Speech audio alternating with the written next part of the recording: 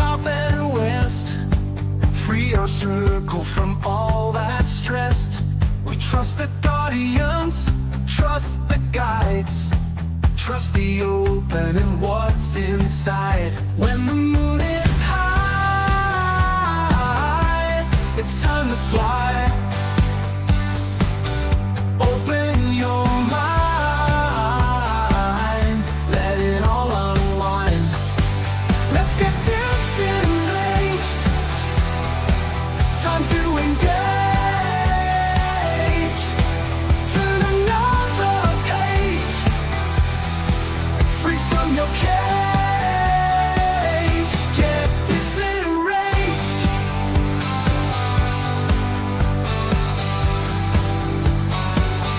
When you feel like you've had enough and the week was busy and tough, you need a break, you need some fun. You need to take time from the run. We'll blow your mind. We're just in time. Seek and ye shall find. Time to unwind. Let's get disenraged. Time to engage. Turn another page, free from your cage. Get disenraged. Aliens, ghosts, spirits and shadows, spirituality, ultra reality, the Bible, the pagans, all the conspiracies, tarot, astrology, and alternate history. Open your heart to other possibilities and get disenraged. Time to engage. Turn another page, free from your cage. Get disenraged, disenraged, disenraged, disenraged, disenraged.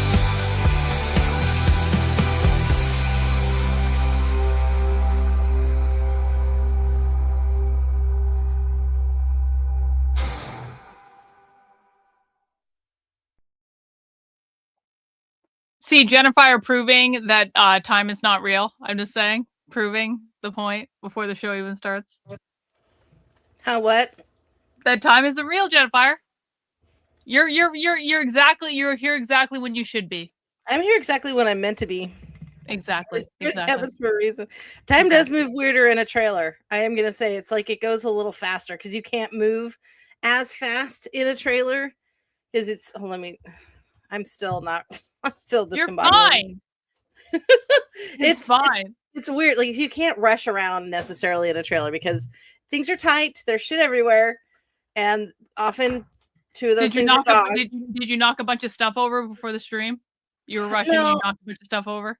No, I was just trying to get my iced tea. Oh. And I'm trying to find my lip gloss, and I can't find it anywhere, and I'm really mad. And my lip gloss, I can't find it. It's gone. I'm sad face. So yeah, but that's the one thing I was looking for. Is when you lose something, it's like you have to take your furniture apart and look inside the storage of the furniture. To see, is it in there? Did I put this over there? It's freaking crazy. Yeah, just everything takes longer to do, and like every day we've run out of time. Basically, we just like so many. Just things take time. The day gets taken up by dumb things. Because you're meant to relax in a trailer. It's supposed to be a vacation thing, and you're using it to live in. Well, that's true. Yeah, because I'm working, and it's you still have the same things you have to do in a house or an apartment, plus other maintenance things that like emptying your tanks and there's just not a lot of room for stuff, so things get very cluttered very fast, and the trash fills up fast. And I got like 2 Amazon packages today, and it's like that feels like I have a huge amount of trash now because I just have 2 boxes. The fucking boxes. The boxes are kind of what killed Whatnot for me. Not that Whatnot's totally different as it, but like the amount of fucking boxes that I would accumulate, it was just like it was unbelievable. Yeah. Yeah, it's crazy. And I still have things, and plus there's a learning curve. So you start trying to find solutions to problems. Like today I got a little tiny compact shoe rack for the front door. Yeah, just little things like that where trying to what are those things called? Those sticky hook things. Oh my god, I forgot the name of them. The ones with the removable sticky tab. Command hooks. Command hooks are, you live by command hooks. Like they're so important to have because you can't put a nail in a wall. And so you need, if you want to hang anything, you need a command hook. So those are everywhere. Just all kinds of fun little. So I'm getting lots of little Amazon boxes. Oh, and I made a light garden outside. Oh yeah, you made a light garden? Yeah, so I bought those little rechargeable solar, pretty different colored, and they're like one of them is called Firefly. It's a firefly bouquet. It's like a little petal of 5 little teeny weeny lights, and you can arrange them any way you want. And I got like 4 of those, and I got some colored lights that are just little balls. That's why it looks like I have a little lit up glow in the dark garden outside. And then I put some. Cool. It's beautiful. It's like purple and pink and blue lights out there, and they're just little tiny like gumball size, but they come on a tree and they frond out, so that it looks like there's little glowing flowers outside. And then I'm over here on my side. I have some white lights that are kind of around some of the foliage that's just on the ground here. And it's so pretty and magical at night. So anyway. All right. Well, we forgive you for not being on time. It's okay because I'm always late, so it's fine. Yeah, It's time I mean you're always on to time, so naturally. Yeah, obviously. Guess what I did today? What'd you do today? You're gonna be jealous of me. Probably. I woke up super fucking early and I couldn't get back to sleep. And I was like laying there and I was like, it's going to be a really nice day out. Maybe I should go outside somewhere. Maybe instead of laying in bed and then falling asleep for another 5 hours, maybe I should leave the house and go outside and walk somewhere. And then the question becomes, where do I go? Where do I go? And do you know where I went? Where? Salem. Oh, cool. It's not that far away from my house. Like really, it's really like not that far. And so it's like less than an hour drive. And so basically I got my ass in the car and I drove to Salem. I hadn't been there since Halloween. I gotta say, every cool store is closed on Tuesdays in Salem, apparently. Oh, no. Which I didn't know until I was walking around there on a Tuesday. But like it's so much more peaceful because there aren't like thousands of fucking people milling about in the streets, everyone dressed as witches and all that shit. It was actually really nice and peaceful. Trying to get there, like outwitch each other and outgoth each other. Yeah, like October in Salem is crazy. It is like but it's also like super fun, honestly, because they do all these like mega pop-up haunted houses and like cool. Cool, but you got like all the witchy shops are in like all their glory and all that shit. But I went in one store because I was just like walking around looking at stuff. I went in one store and I swear to God, Jennifer, like I was like, I need to leave like right fucking now. Like they're like some of the stores like down there, they're engaging in fuckery, and I don't know what the fuck, but like you can feel it as soon as you walk into some of them. I'm like, nope. Oh. Good keeping on your guard there. That's important, especially when people who are like, I'm a witch, and then they may be dabblers who call themselves witches, or they may be dark witches, and like you don't necessarily need to be taking that ick home in your aura, No. I mean, and certainly like there are stores that are like they're kind of like promoting that imagery, but you don't know until you go in. Is this like is this like real, or is this like a thing that they're doing because it's Salem and like all that stuff? No, that one of those stores is definitely fucking real. I was like, nope, no. Good call. So it's always a pretty uneventful day, honestly, but it's always like, I don't know. It's a really cool little city to walk around in. I hope you get to come here sometime because we should totally go together. You would like it. Oh yeah, I would love to see Salem. That would be amazing. Mm-hmm. We haven't had much time to explore since I took that editing job, and I'm actually having a big struggle right now. I don't want to talk about it here, but it's just yeah. So let's just say I'm not having fun anymore. Oh no, it's gonna be okay, Jennifer. I know. I'll figure it out. Okay. It's gonna be okay. Well, on the bright side, we are watching. If I can find my tab on my browser, what we are watching. This one. We are watching. I am kind of shocked we haven't watched Stephen Greer yet. to be honest. I thought And I we was did like, one. Did we? Have we don't never done? know. We've never Really? done Stephen Greer. No, we've never done Stephen Greer. And I was like, how the fuck is this possible? Because like, but we've Yeah. been doing all the disclosure stuff lately, and it just makes sense. And if like people haven't seen Stephen Greer's made like several really good movies about disclosure. He was like former government scientist who's been like running around talking about disclosure for years. He's been on Joe Rogan. He's like really, really, really interesting guy. And I think he has some like really interesting ideas about using meditation to connect with them and all that stuff, because like of course that's kind of how they would communicate, because they're advanced beings, so like why wouldn't they communicate that way? And he does, Interdimensional, even, you yeah, know. Yeah. he does these retreats where he goes out into the desert with people and they all meditate at the same time, and apparently aliens show up sometimes, allegedly. So You know, that spooks me a little. And I mean, I believe something is there for sure. Aliens or, you know, interdimensional beings, or if it's ghosties or spirits or whatever the things are, there's things showing up in those pictures. But what spooks me is they're often just standing behind people. mhm. And I don't like it. I don't like that. I would not be jazzed to look at a picture of myself and there's this big thing behind me. But no, no, I don't like it. They need to be. But They you need see to like touch the ground. gremlins and things. You see that in your household. You see gremlins In and front like, of me. yeah. I don't like when they sneak up on me. Don't do Well, that. Don't just stand there like, I am here. You will see me in the picture because I'm not going to show you my face. And that makes me a little mad. I'm like, that's just icky. Mhm. Well, I'm excited to hear what he has to say. This is like a brand new interview that just got released. Like, I mean, it's like literally like, 2 days old or something like that. So he's talking about USO evidence, Trump, ETs, the Ooh. shadow government. I was like, Ah. this interview has everything. Like Yes. this is like, I was inspired to do this on the drive home because, obviously I had a bit of thinking to do because I was bored. And so I was like, okay, Stephen Greer it is. And then I came home and this is the first thing that popped up. I was like, done Did you not deal. stream today? No, I streamed earlier. I was Oh, you did earlier. I was home by like 2 p.m.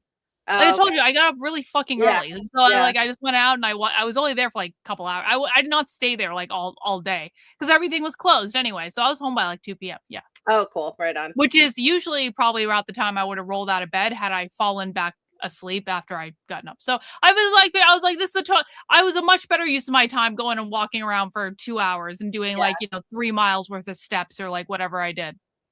Getting out in the air and out of your office and away from the computer and away from the TikToks and the Twitchies and all the weird stuff, the twits and all that. It's basically like my version of going to the gym right now is because I don't like I started like going to the gym every day, and I actually found out that inhibited the weight loss because what it was doing is it was spiking my cortisol, I think is what was going on. And so as soon as I stopped going to the gym and I just kind of like kept doing what I was doing before, which is get your ass outside, go walk around a mall, go walk around an open air, like go and actually just like walk around and just get steps in, then the weight started coming off again. So like that is like my gym routine. It's like going to the gym.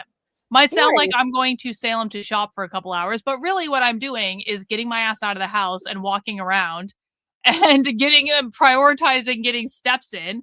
So can't feel too bad about it. Sorry, everything froze real quick. No, I love that you're doing that. And I mean, same here. We just walk the dogs like 4 times a day. Yeah. And it's just beautiful being in nature, walking around. And there was just a few days ago, I just felt like going for a walk. I never feel like going for a walk. I'm not a go for a walk person. And I harnessed up a dog and I went exploring, and I'm like, it was the coolest. Like, I forgot the world was here. This is so great. There you go. Walking is like the best way to lose weight anyway. It's like the best exercise. It's so simple. It's good for your joints. I always, whenever I get kind of cramped up, sitting in this, the buffet bench in the camper, just getting up and moving those joints, it's like, oh, the pain goes away. Like, oh yeah, I forgot I'm a human. I meant to move. Mm-hmm. It's true. It's true. All right, shall we dig into it? And they even say there's like an uncensored version in their supporter thing, but like I don't like. I mean, this is an hour and a half long. I think we're gonna be fine with like the normal version. So let's dig in, guys. Welcome to DISENRAGE. If you are new here, this is a show that Jennifer and I do on Tuesday nights at 9 p.m. where we talk about aliens and conspiracy theories and tarot cards and magic. Jennifer is a witch. and a former Christian cult member. And I'm not saying all Christians are in a cult. I'm saying Jennifer was in a Christian cult. I am not a Christian, and I say that just because we love you, Christians. You're allowed to watch. No proselytization. None. This not your time. You can be on the chat. You can't like preach Jesus and all that shit. Yeah. We don't respectfully. Praise Jesus. We do not care. Like for real. We do not care. Yeah. You're wrong. You're barking at the wrong people over here. Mm-hmm. And you coming in and telling us we're wrong is just gonna make us mute your ass or boot your ass. Yeah, exactly. This is we don't go into your church and tell you what's what. Like, leave us alone, okay? All right. Let's start. Right, here we go. Once again, we have the return of UFO expert and founder of the Disclosure Project, Dr. Stephen Greer. Welcome back to Vlad TV. Thank you. Good seeing you again. Well, some things have happened since our last interview, Some things and the have biggest happened. of which is Trump had another round of UFO disclosures. Well, actually, on the contrary, there was really nothing in that first tranche, although we're encouraged he's doing it. And what was really interesting is that the day he released that last Friday, Stephen Greer's already like, fuck Trump. With 4 new whistleblowers and Green Berets. That was 1,000 times more evidence and information than what was released that morning by the U.S. government. So what's always interesting is that what the Disclosure Project has and is disclosing is 20, 30, 40 years ahead of the government, which drags its feet. So we're hoping, though, in the information and briefings we've done with the administration, that was just sort of a little trial balloon to say, here's more is coming. Everybody's over. So there's a lot to unpack in that. The reality is they're being blocked by a number of bureaucrats and some of the 3-letter agencies, and we know who they are, and those have been turned over to law enforcement, and there are criminal investigations going on about some of that nonsense. But he is trying to release things, but the mistake the public makes is that they always the president, he can wave a magic wand and everything comes out. But that's not how the U.S. government works, and particularly how a black project works. So, and also remember, the most important evidence is not in the government. It's in the contractors. It's at Lockheed Skunk Works, it's at Northrop Grumman, Raytheon, Bechtel Corporation, EG&G, SAIC. We know where they are. But because they've been government contractors, they could be compelled to release that data and information and videos and bodies and craft and all that. So that's what we're recommending. They're going to have to go wider than just the bureaucracy of the U.S. government. But in the meanwhile, we're going to keep bringing whistleblowers forward and putting the truth out, because we feel like there has to be some sort of group that's external to government sort of driving the issue. Well, let's talk about what's actually in the report to start with. So, good idea. The first of which is the Apollo mission anomaly. Alien shades are on. So what they said is that one Apollo 17 transcript here. described astronauts seeing a bright drifting object near the spacecraft. And there's some moon mission imagery showing unexplained dots and lights around the lunar footage and that type of thing. You're familiar with this part? Oh, sure. Yeah. And we've had a lot of that for years in the Disclosure Project. If you go to our archive, dpiarchive.com, you'll see much better information and images than that. Now, what's interesting is that I know for a fact, I think my uncle helped design the lunar module, put the first man on the moon, Northrop Grumman. Wow. So his whole career was Northrop Grumman, as a big prime contractor for defense and space. And we know that when we landed on the moon in 1969, that we weren't alone. There is video footage in some compartmented operation of the crater above where we sat down being, quote, according to Neil Armstrong, crowded with UFOs watching as we landed there.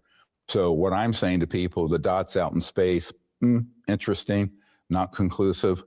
What I know is sitting in some compartmented operation is dispositive. And that's what we need to keep pushing for. But you have to have enough whistleblower and intelligence information to even know what's out there. And I think for the president, when we first gave the first briefing for him and his team in December of 2024 after the election, it was clear that they really didn't have any information or even know where to go. Same thing with Senate intelligence. So what we've been trying to do is pull together the essential sites, corporations, compartmented operations, code word information, get it to them, and hopefully they can go in at some point with a SWAT team and retrieve them. But the reality of it is right now, it's unsure. It's unclear in my mind how much of that they've gotten hold of. I think more will be coming, but I know it's been a bit of a struggle. It's not like they can wave a magic wand, it just happens. But the space images, not really that dispositive and not surprising. We have better images in our archive. What I think is very important are the operations that, for example, you look at one of our whistleblowers we just had our 25th anniversary of the Disclosure Project, and which was May 2001. This is 2026. So that's why we just did this National Press Club event on Friday when they released all this. I said, well, thanks, Mr. President. It was a nice anniversary gift or down payment, but let's keep it going. And the bigger issue becomes, well, if our archive and our whistleblowers have this information, documents, data, why isn't the government not just pushing for it? So I know that Congressman Burleson and Burchett in particular are pushing very hard on this. I know Senator Rounds of Senate Intelligence Committee also. Rubio was a leader on this issue in the Senate Intelligence as co-chair. Now he's Secretary of State, National Security Advisor. So there are a lot of people who do have good information we've provided information to over the last few years. And I think at this point, the big question is, will they start releasing the really good stuff, like the close-up video and other evidence of extraterrestrial craft, bodies, the man-made craft, all the 80% of the UFOs people see are made by our covert aerospace contractors. Yeah, so I think that's going to be the test that my group. I saw somewhere someone said that Trump wasn't releasing the better stuff because they were afraid it was going to impact world religions or some such shit.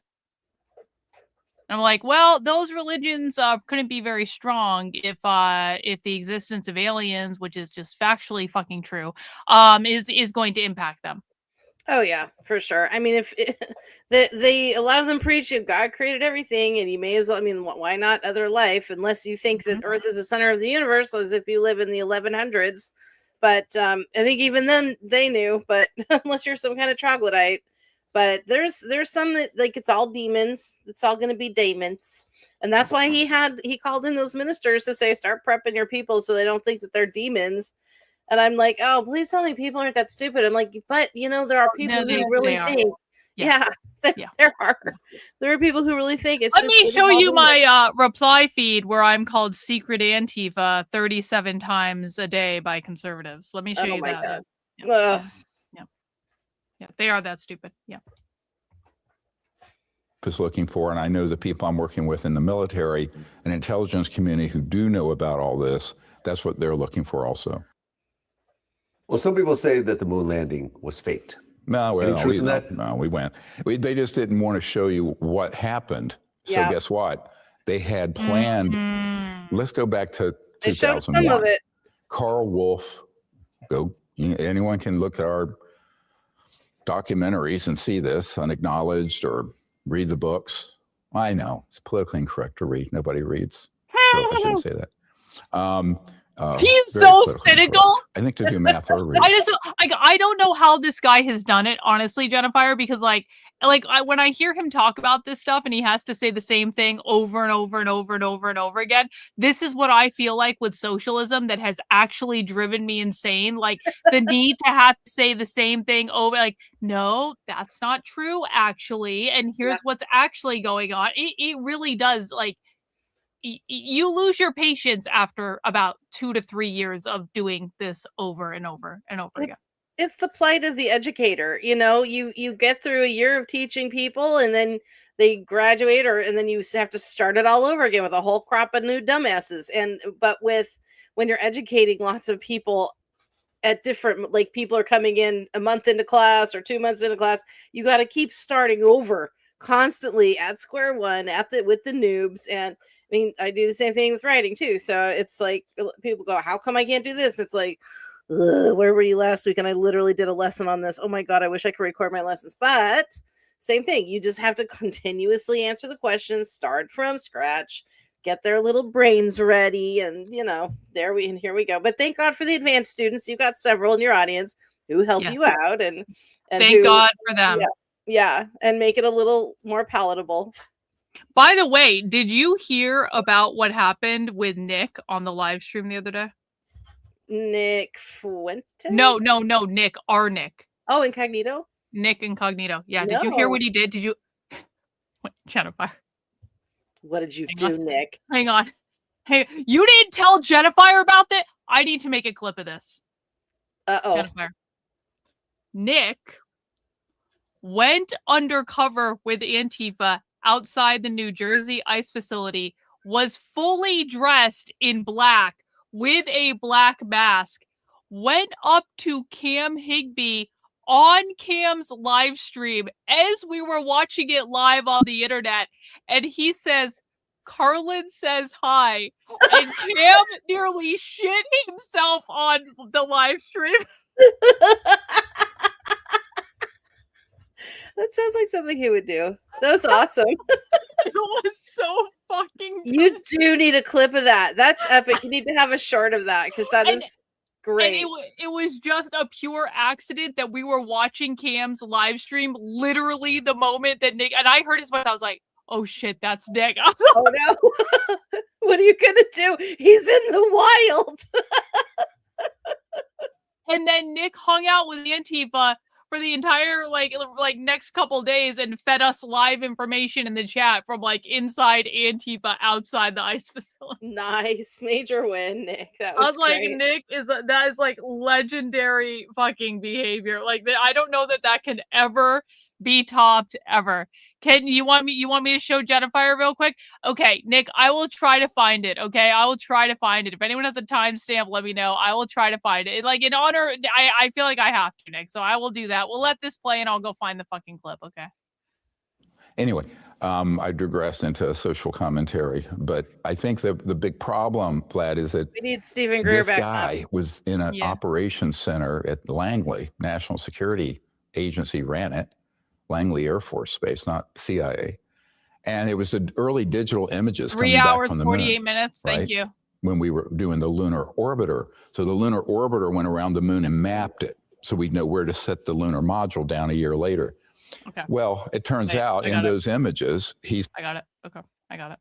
Thank you, Nick. That was very, very helpful. 3:48. Okay. So this is leading up to it. We're watching Cam's stream. Cam's stream is suddenly very entertaining. Oh, you can't see it. You can't see it. There we go. Oh, did Danny totally repeat what I said earlier on the stream? Of course he did. Of course he did. Why wouldn't he? Why wouldn't he? Force tends to get used against violent resistance. Yeah, Cam never instigates. He just talks over other live streamers as they're streaming. And listen, again, I'm not on the side of the left. I'm not on the side of the left. Like, fuck these assholes, arrest them all. I've been saying this for over a year. Hang on. But don't tell me he's not fucking instigating them. He's absolutely instigating them. A whole staff on payroll. Are you kidding? That is me. Oh, nice to meet you. Nice to meet you. I just want to say, Karlyn says hi, by the way. Oh, okay. Well, thanks. That was Karlyn's little freaks just said hi. That was Nick. Look at this. Hold up. Let's go see it. Let's go see it. This is the average. This is the average Karlyn Borysenko supporter. Look how good Nick looks. Yes. What's that? What say you? Yes. I'm You're on gonna the right say side. Nick is No, I said, what Antifa, but say he's you? just disguising New himself. Jersey. No, All right. This is the average Karlyn Borysenko no, guy here. Comes up. Karlyn says hi. Now he's walking away. Rose about 4 foot nothing. No. 100 pounds. Oh my god. Cam doxed him. Cam doxed him live on the internet as he was undercover. So that was real nice of Cam Higbee to do that. But did Nick look good? He looked great. Look, he's been working out for a couple years. He's got some guns, and he's got and the posturing. I mean, he's like, you don't fucking bother me. Like, there you go, buddy. Well done, you. Wasn't that fucking amazing? That was awesome. I will make a clip of that, Nick. I promise. We have to get that up just for Cam. He'll love it. All right, back to the actual show. He saw artificial structures on the far side of the moon, as it were. He saw obelisks, very ancient structures, but some newer structures. And, this guy is very credible. And he gave that testimony 25 years ago. It's in all the briefing materials for all the Congress people and presidents since then. Nick doesn't swing that way, so Brooks. we know there's a great deal more there. Brooks. Now, the problem is where there is. And this is where you get into a conversation that may be boring to people, but they need to understand it. The nature of an illegal off-book black project is that they're in a compartmented operation, and there's a myth that the president or members of Congress have open access to that if they have a top secret clearance. They don't. This is the thing that I learned in 1993 when I briefed the CIA director for Bill Clinton. They were being lied to and denied access, even though it was the president of the United States. So until people get their mind around that, they're always going to have the wrong expectations, but they also don't know what the process is to bring this information out. It isn't. It's very difficult because the program. Yeah, and Trump sucks at process within government more than he sucks at almost anything. And this is why the Republicans never get anything done. And I know this from people working like in government. Like Trump does not understand what he needs to do in order to get shit done. And no one listens to anyone outside of, his little fucking thing. Yeah. It's Washington's already. Sorry, I'm getting caught. Washington is already. Do you want to be on camera? Dog's here. It's dog time. Washington, D.C. is already kind of an echo chamber in its way, and they only smell each other's farts and their own farts if they're in the same company, in the same party. As far as Trump goes, like he was kind of getting, like it looked like he was going to be doing stuff, and then he just pooped out, and I don't know what happened. I don't know. Israel. All of a sudden, we've got Israel. Israel. Yeah, Israel is Israel. Israel is Israel. Israel. Yeah. Mm-hmm. Yep. That must be it. You know what? I'm believing that more and more. And big minds like Mr. Greer here, Dr. Greer here, and lots of other big minds are now starting to say that, including like Tucker Carlson. Well, I wouldn't know if I would call him a big mind, but you know what I mean. Personalities, like they're all starting to kind of say that. Even freaking Steven Crowder is starting to come out with it, and I'm kind of blown away. There's a lot of people who are. Like the never Trumpers, there's also the always only Trumpers. And even those people are going, okay, we see what's happening here. And it is all Israel. Yeah. It's always fucking Israel. Always. Every single time. Since about 1954, 55, in that period, they went into an illegal, unsanctioned operation, which I can unpack that for you if you'd like to know what happened during Eisenhower's term.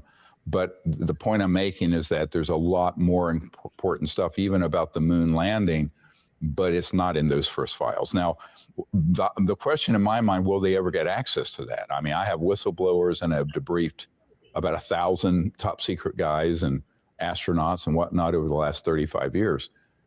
The big question in my mind is, the information and the data and the videos and the evidence that we know exists, will they even get access to that, right? And if so, how? I think it's going to be a more arduous process than people think.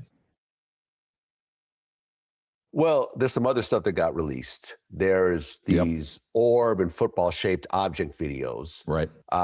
These white objects over Syria and the Indo-Pacific. Right. And orbs launching other orbs was part of this report. What's that all about? Well, we've seen that. We do our CE5 contact, Close Encounters of the Fifth Kind contact, and we've seen exactly that hundreds of times over the last couple decades. And there are two types of spheres or orbs being seen. There's the ones that are man-made, which are kind of knockoffs of the extraterrestrial ones. And then there's the non-human ones. So the first question in everyone's mind needs to be, was that ours or extraterrestrial non-human? And that question, unfortunately, isn't being asked by a lot of people yet, because everyone's about 70 years behind the technology curve of what Lockheed Skunk Works is sitting on and these other big prime contractors. Other And I dogs. think this is where we're going to have to really drill down on behind me. putting the Constitution back in place and getting members of Congress as well as the executive branch and president properly in the system. But yeah, so those orbs, if you look at some of the expeditions we've been on, even last year, we were in Arizona and we were out, there were several hundred of those that we filmed doing that and sort of replicating and just materializing in the sky and vanishing. Pretty amazing.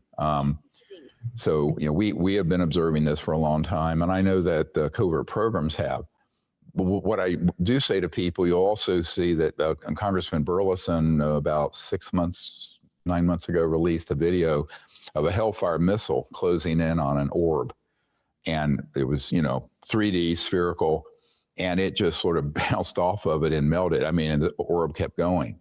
What very few people know, that was one of ours. That was not extraterrestrial. So that was a friendly fire because the mainstream military, which has been often called Team Blue, the regular legal military of the United States, really is not read into these Team Black programs. And so the left hand doesn't even know the right hand exists, right? So this is another complicating factor that operationally military folks have come to me over many years and said, look, we know this is going on, but we don't have access. And this is why when I briefed the director of the Defense Intelligence Agency, which is like the CIA for all military intelligence, he said, Doc, I've made inquiries through chain of command. I can't get anything. I said, no, because they don't trust you. They know you're an honest guy and you won't blow the whistle on this criminal operation. So this is what people need to begin to visualize. The secrecy around UFOs is the largest RICO, right? Racketeering Influence Corrupt Organization on the planet. It would put the Gambinos to shame. And it is just how it's run. It's run like a bunch of thugs and mafia. And they really have so much power and technology, they just sort of flip off the president and Congress whenever they want to. Now that's changing. Here's why it's changing. He's talking about the CIA. We have blown the whistle with and provide enough evidence to law enforcement and also to key members of Congress, Senate Intelligence, White House, that they've been able to get in through back doors. And I have a team of investigators who are former military, who are out there bumping places and getting evidence and shooting it over. So the sausage making here, I'm not going to go into too much because it's Anthony! Anthony, thanks so much for joining the channel, bro. Appreciate you. Thanks so much. I don't want to blow anyone's cover, but that's really how they're getting inside. And I think that this is why a civilian operation like ours has to sort of backstop the usual nonsense, or as a Delta Force guy told me, the normal fuckery that goes on in government. Fuckery, I fucking love it. Yeah. Well, Trump just posted an AI picture of an alien in chains being walked with a bunch of military. Is there any significance to this, or is he just trolling at this point? Yeah, he tends to bring up serious things in a funny way to sort of troll it. But I heard last night from a senior member of Congress who was very upset by that. And it's a member of his own party, because he felt that he's going to step into the same mistake that the governor of Arizona made when he mocked the whole alien thing after the Phoenix Lights in 1993. If you look back in history at that event, I was there when that happened, by the way. It was right above me. Wow. And it was a CE5 contact. That's what the other thing people don't know. But so, really? You know, and that governor since came out. And what are you surprised about? Well, isn't it like a CE5? Isn't that like close encounters? Yeah. And there's 5 levels, and the 5th kind is when they come out of their ships and interact. Yeah. Or they, is it 4th kind? Does they abduct you? Or, I'm trying to remember. It's the 5th kind. I think so, because that's. I don't remember. See levels of close encounter. Look it up.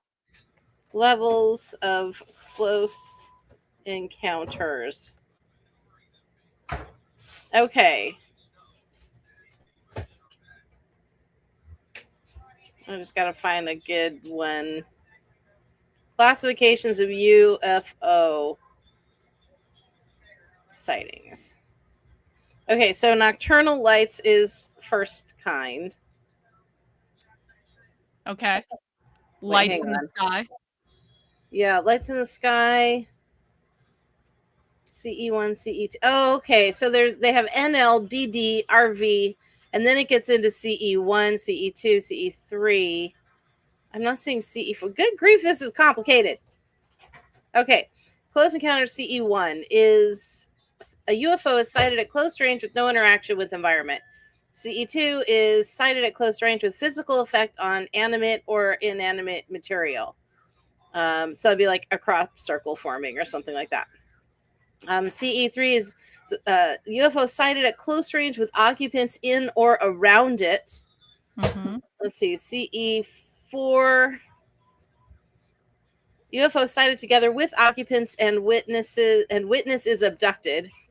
And then CE, God, this goes up to 7.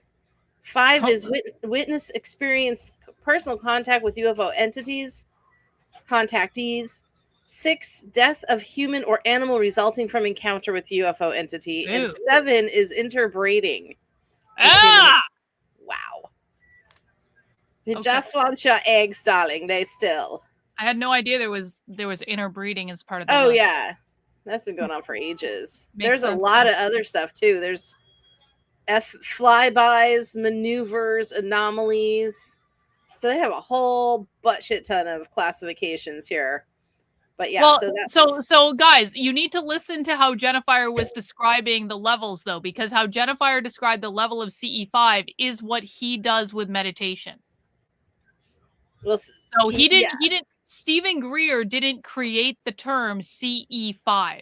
That was not created by him. That was out of like the levels of alien encounter. He does CE5 meditations to facilitate that. right.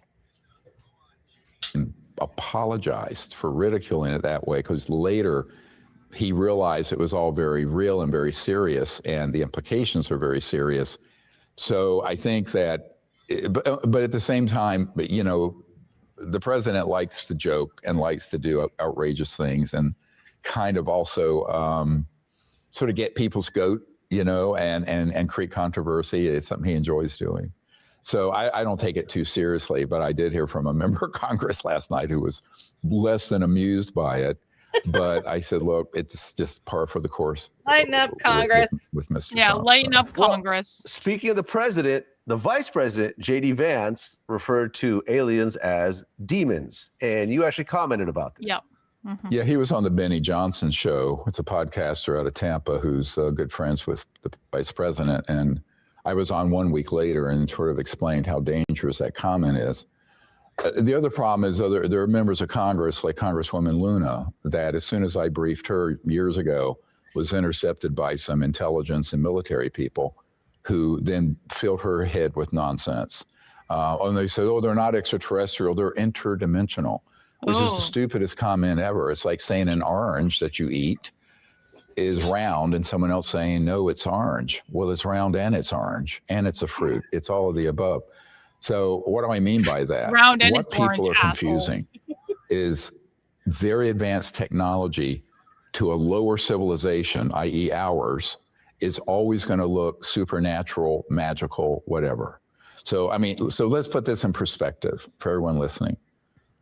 Let's go back to Thomas Jefferson. So my home is out in the country right near his home, Monticello. If you showed this thing, or what we're doing right now remotely on an interview, to Thomas Jefferson, it would be supernatural, magical, which is what J.D. Vance said about UFOs. And if you said it in Salem, Massachusetts, you'd be burned at the stake as a witch and executed. So this kind of thinking is so not untutored exactly, actually, that it really beggars the imagination. You didn't have a lot of burnings The problem is, no, they hung them. They didn't burn them. They hung them. Can we have They some hung them, accuracy, or they please? drowned them, or they tortured them to death. Yeah. religious ideas trying to creep into something that, while there's a spiritual dimension to this, is a completely incorrect interpretation. And this is going to be a big problem with disclosure going forward in the next few months, is that there are going to be a lot of people on the far lunatic fringe of religious extremist organizations. See, he's saying the same that thing. These aren't part of the natural creation because they're not explicitly in the Bible. A priori, they're demons and they're from Satan. Now, I don't think reasonable and moderate religious people or the Vatican people I've met with think that. However, there is a strain of this that runs through the intelligence community, and it's one way to sort of gaslight our leaders into this, but it also discredits the subject because no scientist cares to study demons. If you want to study demons, go to theology school or whatever it is demonologists do. The other thing I pointed out, Vlad, is that years ago, I think it was back in the late 90s, I was at the Vatican with the Pope's senior theologian. It was back when Pope John Paul was the Pope. And Monsignor Balducci hosted me there, and we were in his apartments overlooking St. Peter's. And he said, look, neither angels nor demons require flying saucers.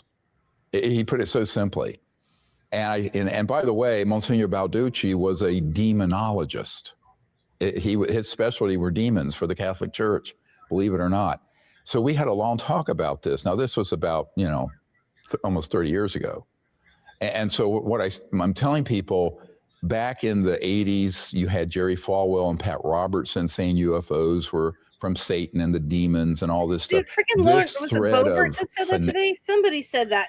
I don't know if it was today, but she was in her car and she was like, oh, this just reminds me of like the Nephilim and stuff. And it's in the Bible. And I'm like, I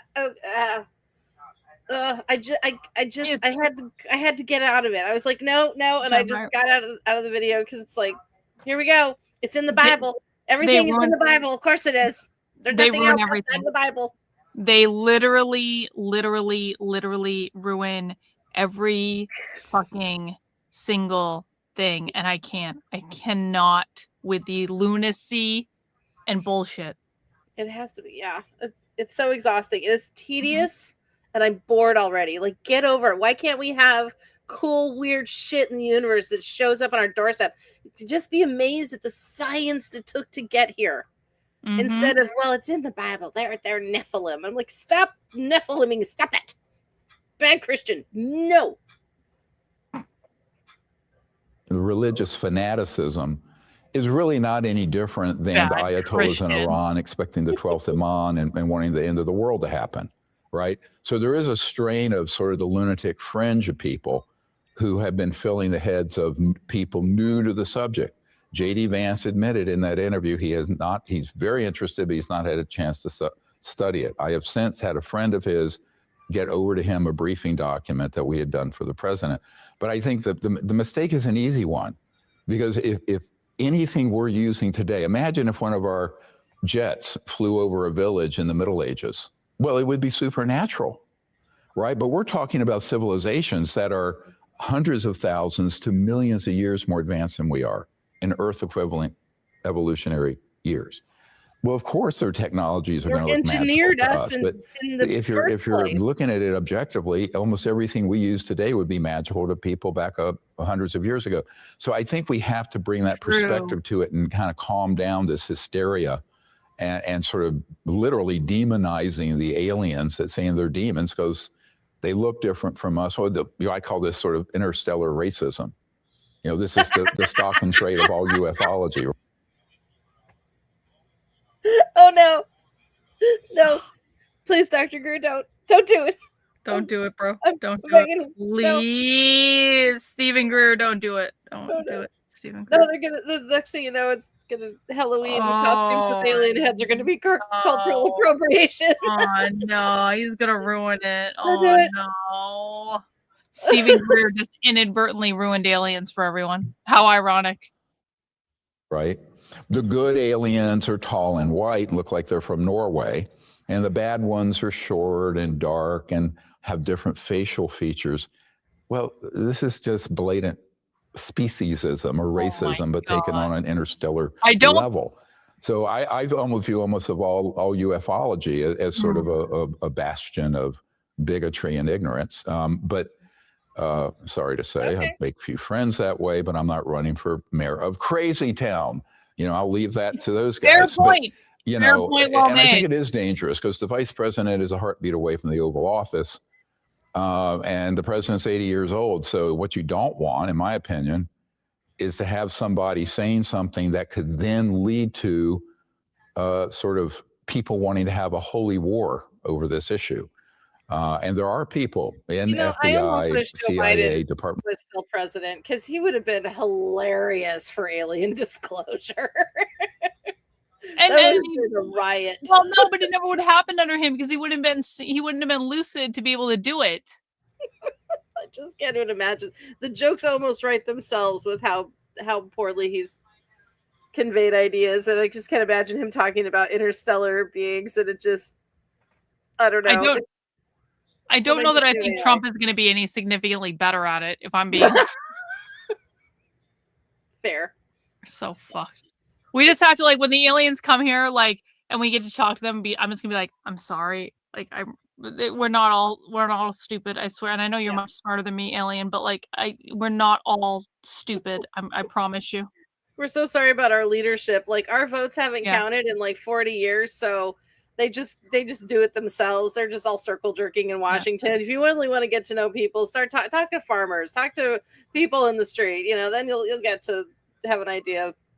Actually, no, don't do that because half of those people don't even know what a man or a woman is. Don't talk to farmers in the street. No, you just need to help us. You just need to help us, aliens, and we trust you. And just you do what you think is best. Okay, if that involves blowing up the planet, we understand. We really do.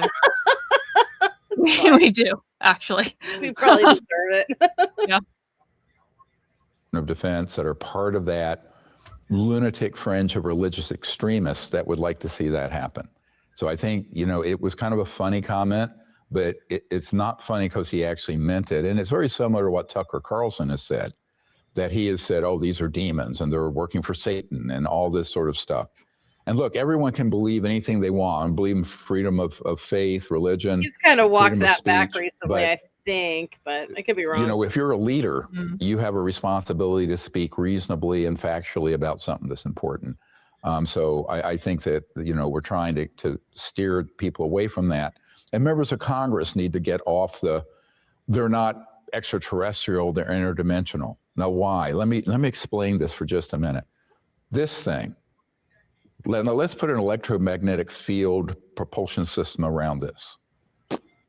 And if you change it at the subatomic level through magnetic fields and what have you, that object can literally dematerialize and vanish right in front of you and reappear at a place far away.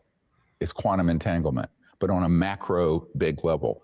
So you can do this with entire spacecraft and people on it. Now, where is it when it's disappeared? It's crossed into what's called other dimensions. Now, so the reality is any civilization that can go interstellar, which is beyond the speed of light, by definition, has to traverse these other dimensions. And this is why it's very easy to confuse a demon or an angel or something from another dimension, and I don't deny those exist, with extraterrestrial, because there's an overlap. But see, this is science interfacing with mythologies and ancient spiritual teachings, and we have to sort of unpack that because the public's going to get very, very confused if the leaders don't have clarity. But I think more importantly, they need to understand what's called trans-dimensional physics. It's very arcane.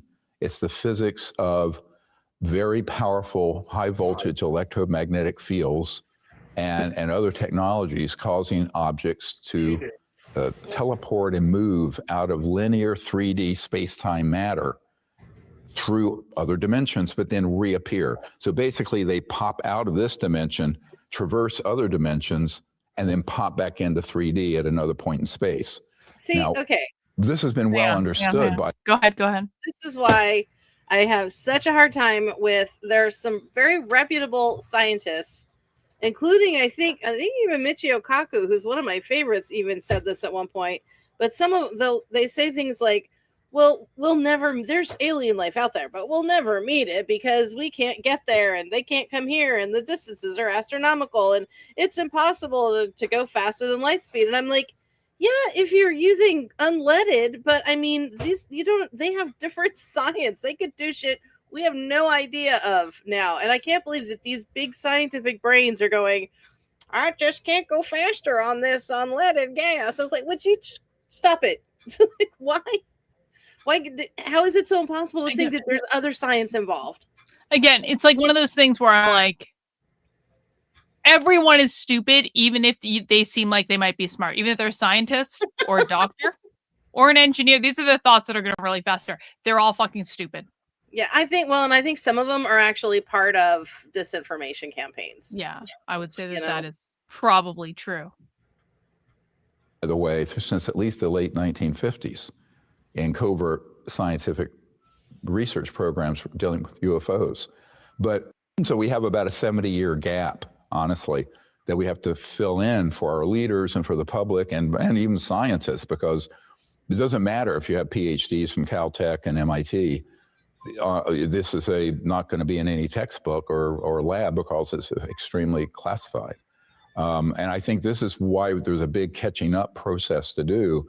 But I think until our leaders get properly read in and briefed, they really should not be echoing the nonsensical theories that are out there amongst the UFO lunatic fringe. Earlier this year, Obama said aliens are real, but they are not in Area 51.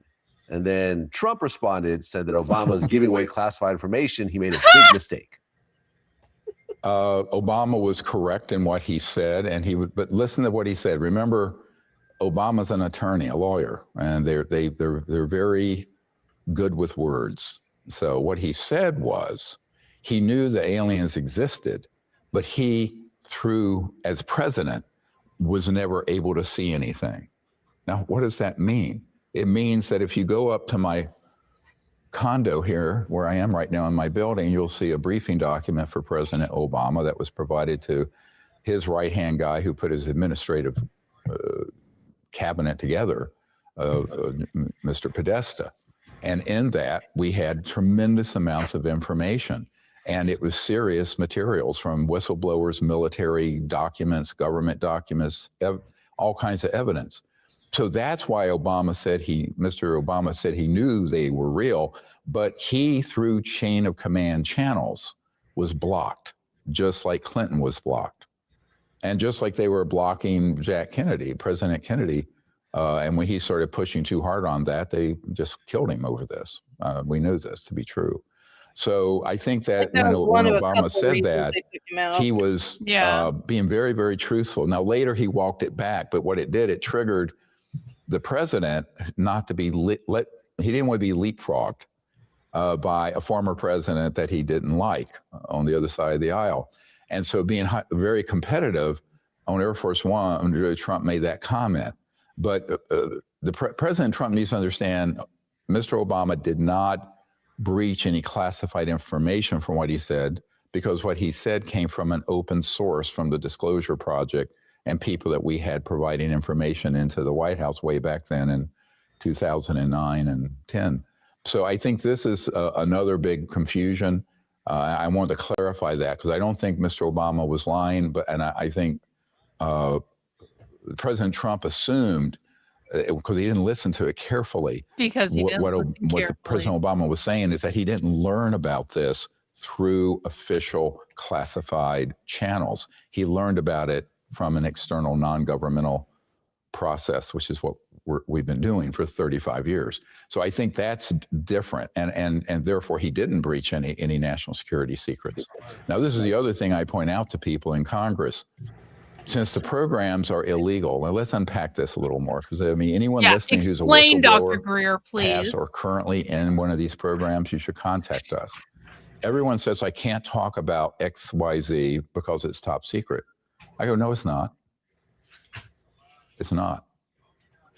We can prove that the programs have been run illegally as a treasonous effort since the mid-1950s. The plot thickens. And because we can prove this, it means that you That's cannot wild. use the National Security Act to keep something secret if that program is itself breaking the law. This is constitutional law 101, contract law 101. So what I tell whistleblowers, and I've been telling members of Congress, none of those programs can be regarded as having a legitimate TS/SCI stamp on it, top secret special compartmented information. Nor should the information be exchanged in a SCIF, where I have been, a secure compartmented information facility where top secret information, because you wouldn't afford the mafia or any other criminal organization with the status of a SCIF briefing, right? So this is foundational to the Disclosure Project. By the time we declared these programs illegal in late 1997, I and my team had briefed the CI director, president, the Secretary of Defense, the head of intelligence, Joint Chiefs of Staff, Admiral Wilson, the head of the Defense Intelligence Agency, General Patrick Hughes, 3-star, members of the Senate Intelligence Committee, members of the House Oversight Committee. This was back in the 90s, 30 years ago. In every case, those people were not given information and were actively blocked or threatened for inquiring, including the President of the United States. That proves that the programs are illegal. And if they're illegal, you know what? The non-disclosure agreements, top secret agreements, all these men and women have signed, shred them. They have no enforceability, none. People need to hear this because you think that until they one start of the taking things out that your has family kept members people, and more putting people bombs from in your coming forward ignition. is I had a man recently tell me, I signed an 80-year non-disclosure agreement with draconian penalties, including treason and death, and the loss of my military pension. I said, yes, but it has no enforceability because the program you were read into is itself an illegal operation and a criminal operation operating outside the Constitution and the oversight of both the White House and the Congress. And I tell people, you can't have it both ways. You can't run a program illegally with embezzled money, engage in wet works, which is a nice way of saying targeted assassinations, kill lists, and be involved in all kinds of skullduggery, including human trafficking and abductions using man-made UFOs, and then say, oh, gee, you have to be quiet because you signed a non-disclosure agreement, it's top secret. See, this is the game that's been played. And what we did early on was to go right to the top and find out, well, if the president, the CI director I briefed in 93 aren't read into it, then the program is insubordinate and illegal. So they have just vitiated, they have neutralized their national security classification system on UFOs.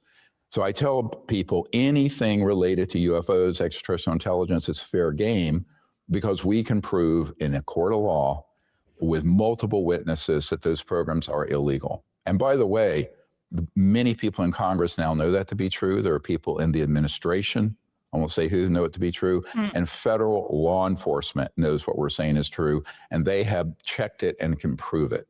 So I tell people we need a flood of whistleblowers coming forward firsthand, and particularly operators, people who have been at these covert black sites that have been, using electromagnetic pulse weapons to down extraterrestrial vehicles, capture them, torture the occupants, things like that. I know these men. Quite a few of them are Delta Force, and then they go over and work as contractors under a non-official cover or not. Yeah, exactly. And the Knox that I know all come forward, Dad. but they are afraid of not so much of their non-disclosure agreement, but of the being assassinated, and that is nothing to laugh about, because these guys have families, and I know for a fact that there was a meeting in a SCIF with a senior aerospace company's head of security and some other people where they were talking about whistleblowers I was working with and talking about killing them. Wow. Flat out killing them. Wow. Right? So that scary. has been handed over to federal law enforcement also, and with the names of the people who have ordered these killings. So, this thing about missing scientists and dead people, look, I've been dealing with that since the 90s. And it's very upsetting, crazy. and I have had people who have been killed that have worked with me. But I think that, you know, we're at a point now where the government needs to deploy protective, tactical protection around high value witnesses. And they need to make sure that anyone who threatens any of them are grabbed up and prosecuted for treason and are you know, really run through the system. So that's what we're recommending. And I've been recommending that and working with some very senior law enforcement as well as military people over the last 5 years or so. And they've made great progress, but you're trying to unwind 70 years of an unconstitutional secret program. Well, the documentary S4, the Bob Lazar story, the documentary about Bob Lazar came out recently, and I got a chance to watch it. And Bob claims that he was actually at Area 51 and walked into a UFO and got to go inside the spaceship and play around with technology and so forth. Did you watch this documentary? Well, I've known him for years. There's no need to. I mean, there's no corroboration of it. And the science that he's presented doesn't, it may or may not. I just fucking love how he just like, yeah, I've known that guy for years. He's a fucking liar. Like he has no patience. And this is like me when I teach socialism. I'm like, and they want to abolish gender for reason X, Y, B, and Z, and that leads to the nuclear family. Not be accurate, but he was so young and there for so short a time. There's no way he would have been read on to the operational details of that object. I will say that, you know, if he has corroborating documents or fellow workers, now this is what I've done. Like, for example, I have one black site out west where there are a half a dozen currently operate, and they have provided information to members of Congress and to others, and now people in the administration. So what I'd say is anyone like that, you need to gather corroboration. You need to gather other whistleblowers who were there, and it should be investigated. So otherwise, you know, I don't know what to say about it. There's a very high bar when it's just one person's account. It's less of a bar. And remember, Area 51's pretty defunct area. That everything got moved out of there long ago. The real action is in Area 54, and 52, and 53, and Pahoot Mesa and Groom Lake. And the really important materiel and operations are not there at all. They're up at the Edwards complex and the Lockheed Skunk Works underground facilities where I have been, and I have photos of the underground opening at those sites. The Dugway Proving Grounds out in Utah, where we have a whistleblower and we know exactly where a vast underground complex is there. So even when he was there, that Area 51 region was, remember that its heyday was in the 50s, 60s, 70s. So, you know, it's sort of, I'm not saying totally mothballed, but you know, it's a curious account if you know enough about how these black sites have evolved and been built and been managed, you know. And you have big corporations like the Bechtel Corporation, and they have a nuclear-powered tunneling machine. I have the patent for it that was developed in the 60s to build these underground chambers and tunnels and connectors. You can go underground near the Edwards complex and surface boom at the Nellis in Nevada, nonstop, underground. So are you saying that Bob Lazar is lying? I'm saying I have no idea. I'm saying that it needs corroboration, but I think that it's, there's just much, much better whistleblower testimony than that. And it's become sort of a media fascination when I go, look, we have all these guys who are operational, who saw and have handled much more than that, who have come forward. If you go to our archive, you'll see 120 military and corporate whistleblowers' testimony, name, rank, serial number. Way more information than anything Mr. Lazar saw briefly. That's crazy. Or you know, that people crazy. Are looking at. So I just think it's interesting that something that is an uncorroborated one-person case sort of gets all that attention. Isn't that but funny? The actual whistleblowers who've risked their lives to bring information Isn't that for funny? not a mention. Now you have to wonder what's going. Isn't that fucking funny? It's like the same thing with everything. It's like the real shit gets no attention, while the narrative shill grifters get all the attention because they're the ones the establishment lifts up. Isn't that funny? Oh yeah, it's always a game of misdirection, isn't it? Mm-hmm. Don't look at what really matters, and they do that with policy. They do it with actual problems, actual solutions.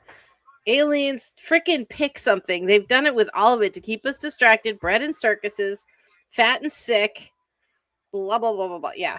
It's wild. It's fucking wild. Going on with media and internet with that.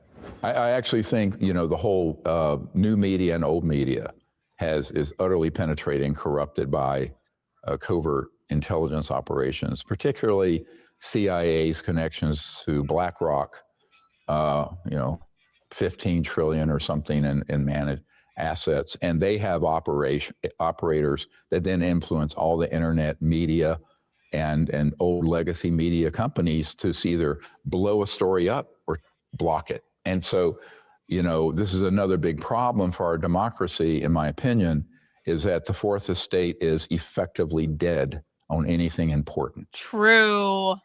So well, there's a real, guy named even Dr. Greer. Hal Puthoff. Oh, yeah, I know. A former Advanced Aerospace Weapon System Applications Program advisor and CIA-funded researcher who recently said there are 4 distinct species of aliens that they got from crashed UFOs.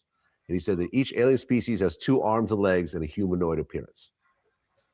Well, they do have a head, 2 arms, and 2 legs, and humanoid. That's correct. The fact that the idea that there are 4 is a myth. That's an old UFO myth. I know one of our whistleblowers who has since passed away, Sergeant Stone, who was on a retrieval team in the 60s. By the late 1960s, they had documented no fewer than 69 discrete, specific extraterrestrial species. So there's this mythology. Wow. You know, the 4, you know, you got the insect type and the reptile type and the gray type and the Nordic type. No. There's so many more. And so one of the problems with Dr. Puthoff is that he's been embedded with some CIA and other operations that we now have been able to prove are counterintelligence and disinformation programs. And he's also been involved in identifying technologies that humans have and handing that up the chain of command so that they can be suppressed. So he has also been referred for investigation by law enforcement. Well, then there's the Boogosphere. Yeah, amazing. Talk about that. Well, the Boogosphere, I first heard about it in the spring of last year, 2025. And I didn't know what to think about it because, you know, in this field, there's so many hoaxes and nonsense. So, but the man who ended up retrieving it from Colombia, South America, because it landed in Buga, Colombia, South America, a little village called Buga, B-U-G-A. And it's about a foot-long spherical object. Jaime Maussan brought it back to Mexico City and invited me to come down. So last June, I brought Congressman Burleson with me of the House Oversight Committee to look at it, and we did the first scientific investigations on the metal and the organic material that if you look around the equator, there are these 31 little teeny holes that have a type of resin epoxy in there that has embedded with microscopic fiber optics, amazing design. And we were able to carbon date it to 12,560 years ago at the University of Georgia. The Younger Dryas. Which is one of the best labs in the world. And then we did the metallurgy right around, where we did a scraping from inside one of those tiny holes. And the metallurgy shows that it's an alloy, doesn't even exist now on the planet in any aerospace application. And that it had rare earth minerals that were important in electrical circuitry in it, even though those weren't even on our periodic table of elements until the late 1800s and early 1900s. They weren't even discovered. So, but the sphere is 12,560 years old. It is an electrogravitic anti-gravity free energy device. Now, it's not operational. I got very close to some very high voltage power lines you'll see in the video. and it shorted out. I could see on the side of it where it kind of got zapped, and it kind of short-circuited the circuitry of its electronics, and it sort of went out of control, but it didn't crash hard. It just landed in this brushy area where a local man picked it up. Interestingly, when he picked it up, it was cold to the touch, which is classic of a 0 point or quantum vacuum energy system. They don't give off heat, they're actually cool. It was putting out some sort of radio frequency that made him nauseated and gave him a little bit of a skin rash. It wasn't nuclear, but it was a radio frequency. And when he picked it up, it weighed 2 kilograms, so about 4.5 pounds. And now it weighs over 10 kilograms, 22.5 pounds. Interesting. And people couldn't understand when I went down to Mexico City how that happened. I said, well, it's the nature of the technology. The anti-gravity it's a mass cancellation effect of the weight of the object due to its electronics. And if it becomes massless, it disappears out of this dimension. What I was saying earlier. But this thing, there are now at least a dozen videos of other boogosphere type objects flying around that area. And there may be a second one that's been retrieved. We're not sure, but that's the rumor. It hasn't been confirmed yet. But the original one is really a masterpiece of some engineering. Now, interestingly, a month ago, we did a micro CT scan. We did a regular CT scan like you would on a body and showed, its structure internally. And all that was showing then was sort of like a cloudy energy field that looked like a flask. Its sense is dissipated. The micro CT scan, where you can run like a camera through and see every bolt and wire, it shows nothing in there now. And it's just it's like a black hole inside. That's Like crazy. a quantum vacuum. Now, we have not entered it. We have not drilled into it yet. So we know that in all likelihood, it was some type of superconducting, a low energy plasma field or a similar type of technology that allowed it to get its energy from what's called the 0 point or free energy field, quantum vacuum. And then its rotation, it was spinning about 330 RPMs. Its combination of its energy system and its rotational effect caused it to have this levitating ability, because there's no, one thing is for sure, there's no nuclear power in it. There's no jet fuel, gas, any means of propulsion. So we know this is a unique propulsion and energy device, but of course it's not operational now. The other curious thing about it is that on the top of it are a bunch of inscriptions. That's a type of Proto-Sanskrit. And Sanskrit is the world's oldest language. It's believed to be the root of all Indo-European languages. And Proto-Sanskrit is a more ancient version of that. Well, that would track with 12,500 years ago. And, my theory is that Proto-Sanskrit language and those symbols did not originate on Earth. They were from a off-planet source to begin with.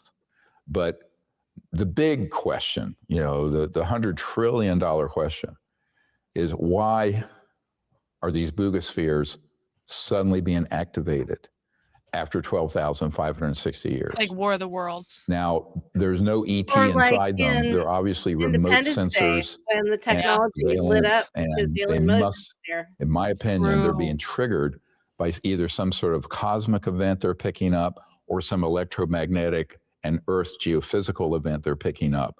Because 12,560 years ago is when there was either a comet or some object that struck the Earth and it ended the last ice age. And there was a big sort of mass extinction event, the so-called flood that people hear about in various traditions. And so are these devices there and being activated because they're picking up something similar that's approaching? I don't know. I'm theorizing here. This is my hypothesis. But I don't think it's an accident that all of a sudden these spheres are being activated. Now, the other trick here is few months ago, there was a man who tried to make a fake one in the United States. And we were pretty sure it was fake. And so now that this has gotten out, researchers are going to have to be very careful that they're not gaslit by someone just trying to get internet fame or money by hoaxing one. But the boogosphere is legit, and it's a very unusual device. There's so much work. My opinion is, if there was anyone who could fund it, it should be reverse engineered like any other extraterrestrial object. But that's millions, probably tens of millions of dollars to do that, which as a retired emergency doctor, I certainly don't have. But we don't make that much anyway. So I think that's the real issue, is will anybody step up? Now, the miracle of miracles is that it's still sitting in a vault in Mexico City, being under 24-hour guard, and it has not had a SWAT team steal it yet. Now, when I was there with Congressman Burleson, that night, on a Saturday night, there was 2 armed police that came who tried to steal it. And Wow. one of them had some people who had the ability to run it through facial recognition, was a member of the Mexican cartels, federal, but embedded in the federal government police. And we know that the cabal, this covert organization keeping all this secret, they work a lot with the criminal gangs and cartels around the world, in Russia, Ukraine, Mexico, all over South America. So, you know, and actually I put a little blip, like a 1 or 2 minute thing about that, because it had just happened. And I put it on our TikTok channel. It went viral with several million views, and TikTok has permanently took the channel down. Wow. No way. Well, You makes you wonder who's really controlling the algorithms at TikTok. Everyone listening to this should file and write a complaint. This is censorship. This is fascism, right?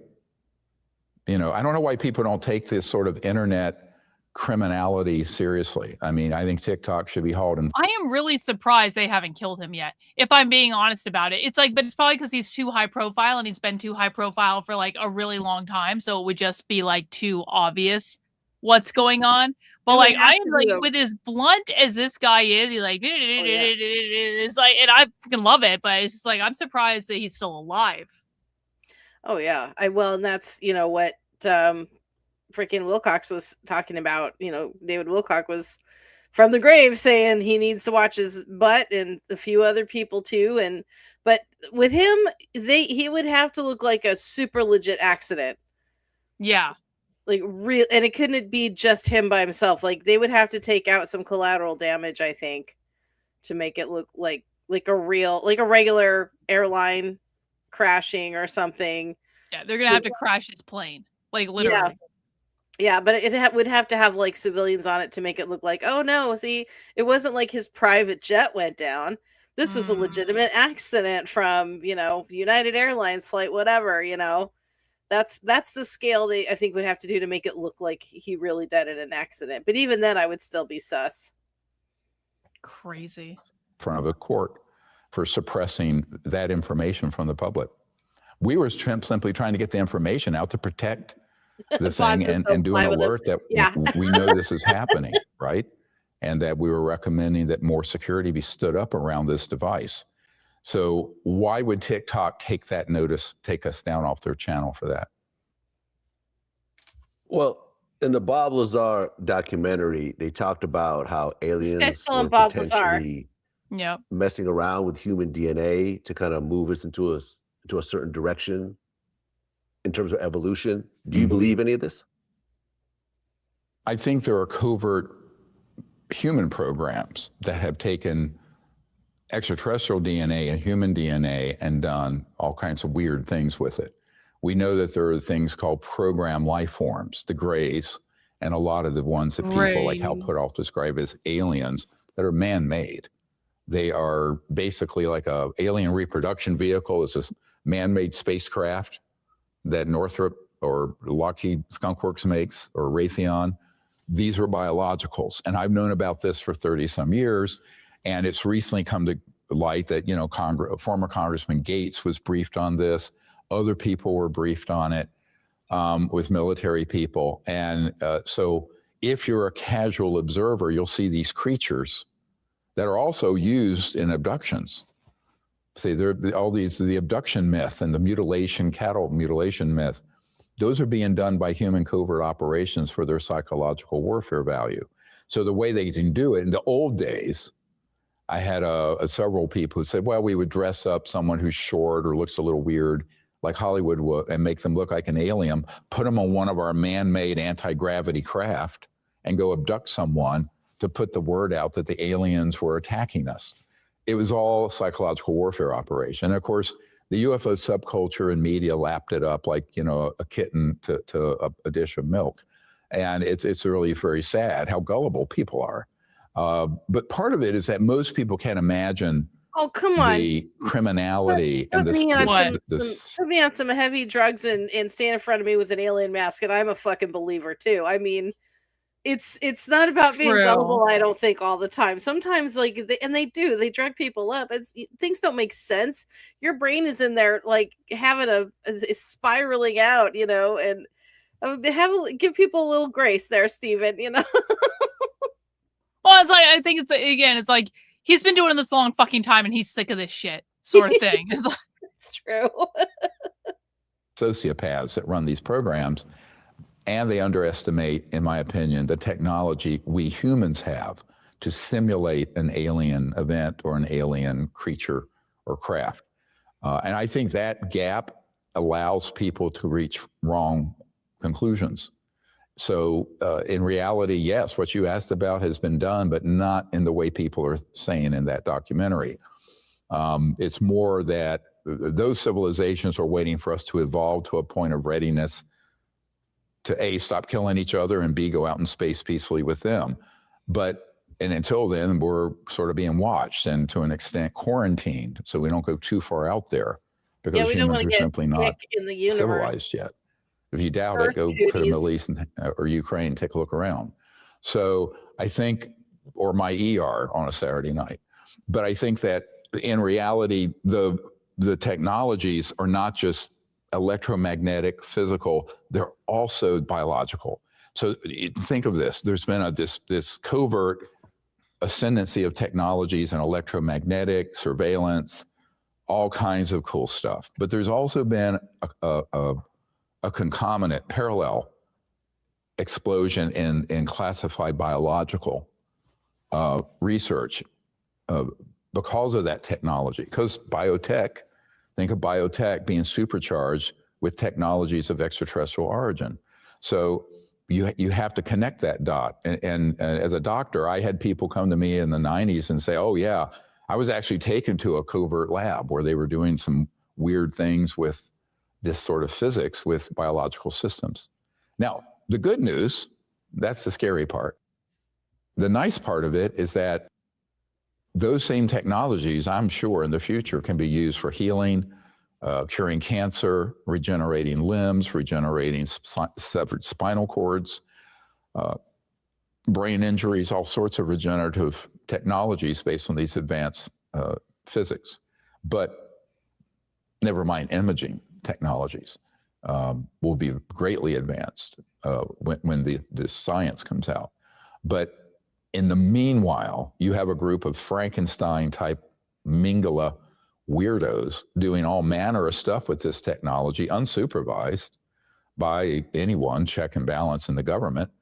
And they're doing all kinds of things to fool people. You know, interestingly, the guy, Jacques Vallée, Dr. Jacques Vallée, admits in a book from 1992 that he received a CIA document in 85, dated 1985, where they bragged about going to Argentina and Brazil and using human technology to, quote, simulate alien abductions of peasants for their psychological warfare. No value. way. Gross. So boom, let's pop that balloon real fast of the mythology of the aliens abducting humans and experimenting with us and mutilating cattle. That's all a psyop. I still think they do. Because those same people want everyone to hate the aliens so we can have an interplanetary war, so they can make more and more money through fear and brainwashing a gullible public and an uninformed leadership in our present. I mean, that does make sense, though, honestly. This has been a working theory too in my brain. I was thinking about that even if the aliens did show up, and here we are going, oh, thank God the adults are finally in the room. Our governments are just going to pick a fight with them too.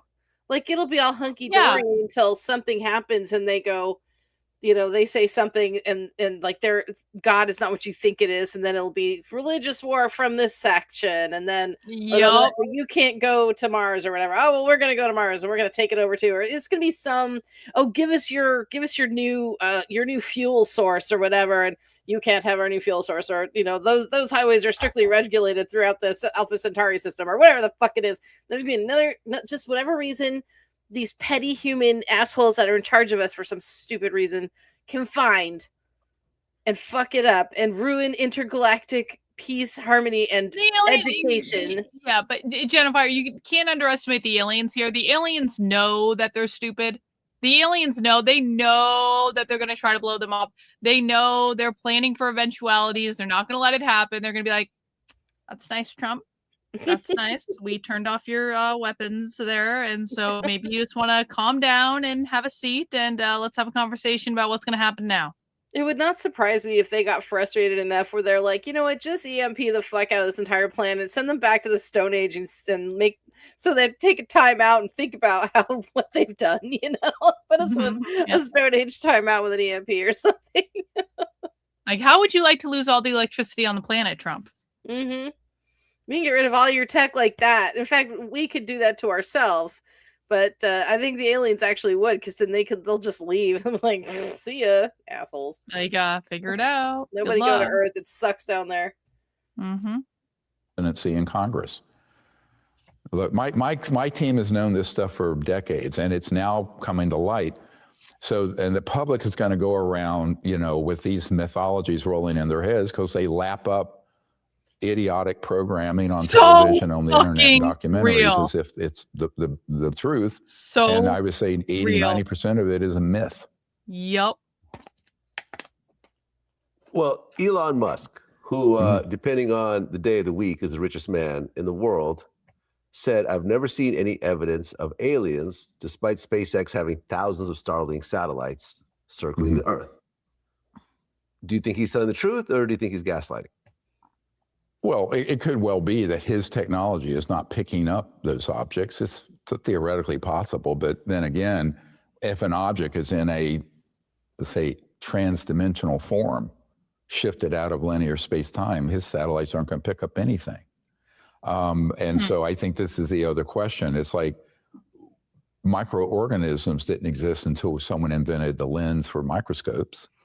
Who's looking and with what technology? He doesn't have NRO, National Reconnaissance Office, top secret imaging technology that does pick those objects up even when they're starting to come into 3D.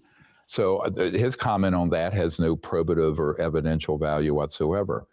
Where I had a problem with him last year was where he bragged that what SpaceX had technologically was more advanced than everything at Lockheed or Northrop Grumman. Yeah. And that was an absolute lie.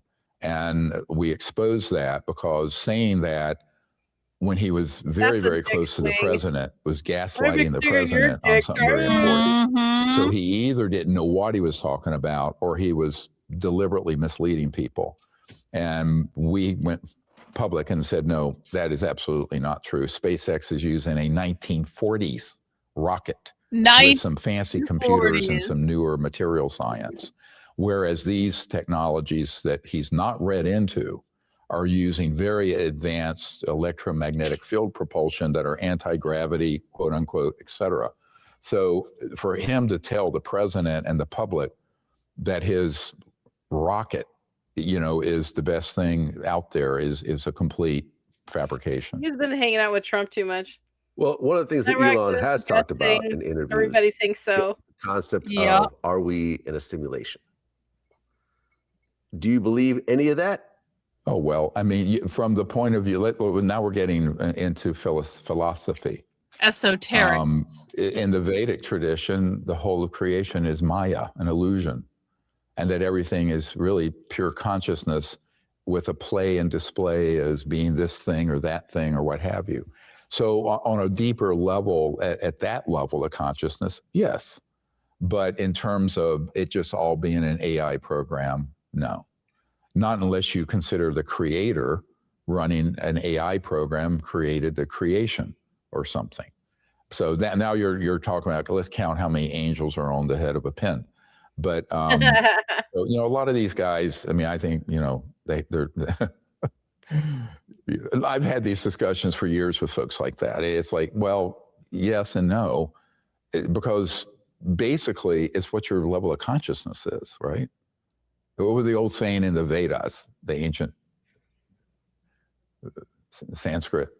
The world is as you are. So your level of consciousness informs what you perceive, and your perception is your reality. But, you know, it doesn't mean that it's all just sort of a simulated AI program, right? I mean, but at the same time, you know, you can get into these really advanced concepts of consciousness, right? And consciousness technologies. And by the way, that's the other thing about this Bugosphere. It seems to be able to sense human awareness and people who are looking at it. Now, you know, I had the weirdest experience in my car today. I swear it's about sensing human awareness. I'm not saying my car is sensing my human awareness, but like I was driving back and I was getting like a little bit tired, but I was like on the interstate, I was doing like lazy driving. I was like maybe getting a little bit tired, but I was paying attention. Everything was fine. And all of a sudden I get this notification on my dashboard with a cup of coffee that says, your attention is lacking. On your dashboard? On the dashboard of the car. You got a new hoopy car with all kinds of... I got a new fancy car. Yeah. I got a new fancy, and I had no idea it could literally set, and I was like, I saw it, I was like, you know what, car? You're right. How the fuck did you know that? Because it's not like I was looking at the road. I don't know why I was in the lane, like everything was fine, but it's just one of those moments where you're like whatever. I was like, how did the car know? How did the car know my... There are measurable things. There's heart rate. There's blink rate. Like when people zone out, they blink fewer times. And maybe like, do you have little cameras watching you? No, I didn't drift because like if I drift in the lane, the car actually has a thing where the car shake goes, and it's like, get the fuck back in the lane. It's not like that's, so I was not out of the lane. Yeah, so you must have some kind of cameras pointed at you, I would guess, and some AI shit going on in there. And I would give your car a name and like maybe burn some incense around it and like give it an offering. What does your car like to eat? Does it like fruit? I don't know. I hadn't actually thought about giving the car a name, but it probably should get a name. I'm gonna have to discuss that with Victor though, because this is basically like Victor's car too. Victor's very happy about this car, and yeah, not that Victor doesn't have his own car, but he's very excited about this one. Well, yeah, it sounds really hoopy, but yeah, definitely name it. And like I said, does it prefer like fruit or animal sacrifices? Like what kind of things does it want to absorb energetically so you can please it? You know, but remember, be nice to your AI overlords. I was like, what the fuck, man? Car knows what's going on. Car is tuned in. But it was actually really nice. It was like presenting me with a cup of virtual coffee, being like, excuse me. Where's the real coffee? Does it talk? Does it have a voice or anything? No, it doesn't have a voice that I know of yet. Maybe there's a secret setting or something. Probably it does have auto drive apparently, so I can just go on the interstate and just let it set it to just drive itself, which freaks me out. I don't even know how to do it. I know Victor explained it. I wasn't paying close enough attention. But like it does have that feature. I'm like, I don't know about that. But then Victor's like, if you need to answer a text message, you can do this so you don't drive out of the lane. And I was like, that actually could be a useful thing just for a few moments. I'm not saying the whole ride. I'm just saying for a few moments. But are there text messages that are that important that can't wait 20 minutes for you to get home Sometimes, and to a safe place? Sometimes, yes. Sometimes I'm fighting with someone on Twitter, and you know their priorities. Oh, no, that is not a priority. No, stop it. Stop contributing to why this world is stupid, Karlyn. Get off Twitter. Yeah, I probably should. Straight. Well, but how does the Honda driver attention monitor know? How does it know? Is the thing. How does it know? It's got to be filming you, and so it's reading your biometrics in some way, and can tell that you're getting into a relaxed sleep because your breath level will go down, your heart rate may slow. You know, your like I said, your blinking rate usually will slow down. So I'm like, it's probably reading your biometrics at some point. It freaked me out. I was like, the car is watching me. Yeah. Like, oh god, oh great. When a driver is getting tired, distracted, or zoning out, their hands tend to go completely still for so I just hadn't moved my hands. That's it. Test that. It's based on the steering wheel movement. Test that out. That's interesting. Bot is looking things up. Test that shit out. Yeah, because that means the sensors are sensing. But yeah, well, I got that one right. I mean, like I said, I was paying attention, but I was definitely like, zoning out a little bit. I was like, okay, helpful information, car. Thank you. Oh my gosh. Back I wrote a paper in 1991, describing two things: technology-assisted consciousness, where you can have a technological device like this headset you're wearing, and it would assist your consciousness to be able to remote view and see remote places. But there's also consciousness-assisted technology, where your own consciousness interfaces with a device. And extraterrestrial communication systems and guidance systems interface seamlessly with the intended stream of consciousness and thought of the operator of the ship. And I observed this when I had an event happen to me in 1973, when I was 18. And it was very interesting how that worked. And this is how I ended up starting CE5 Contact, A Close Encounters of the Fifth Kind, if people look at that documentary, because I discovered that not just any random thought, but your consciousness in an expanded state, almost meditative state, and then a very clear intended stream of consciousness, which I call coherent thought sequencing. It's like a laser-like intentionality, can interface with these ET craft and objects and people, the extraterrestrial people themselves, as easily as we do a teleconference or a Zoom call or a FaceTime call. So there is this very advanced, let's call it conscious AI component of extraterrestrial technology. And I think that's the other big secret that's starting to come out. You've heard about some of what are called psionic operators at these black sites that are using people who are specially trained to latch on in consciousness with an ET craft, lure it over, and then knock it down with an electromagnetic pulse weapon. I know several of those, and one of them came forward at the National Press Club a week ago Friday that nobody saw that. They were looking at lights in the sky that the president released, right? I'm just telling you, Vlad, the really important stuff no one's looking at. Well, one of the things you said in an interview is that you had a general offer you $2 billion. Yeah. For what? To abandon what I've been doing since it was in May of 1992. $2 billion? $2 billion. III, who had been head of That's Army wild. Intelligence Special Forces back years ago. And he was part of a cabal group of people that included Dr. Hal Puthoff and Colonel John Alexander and several other people.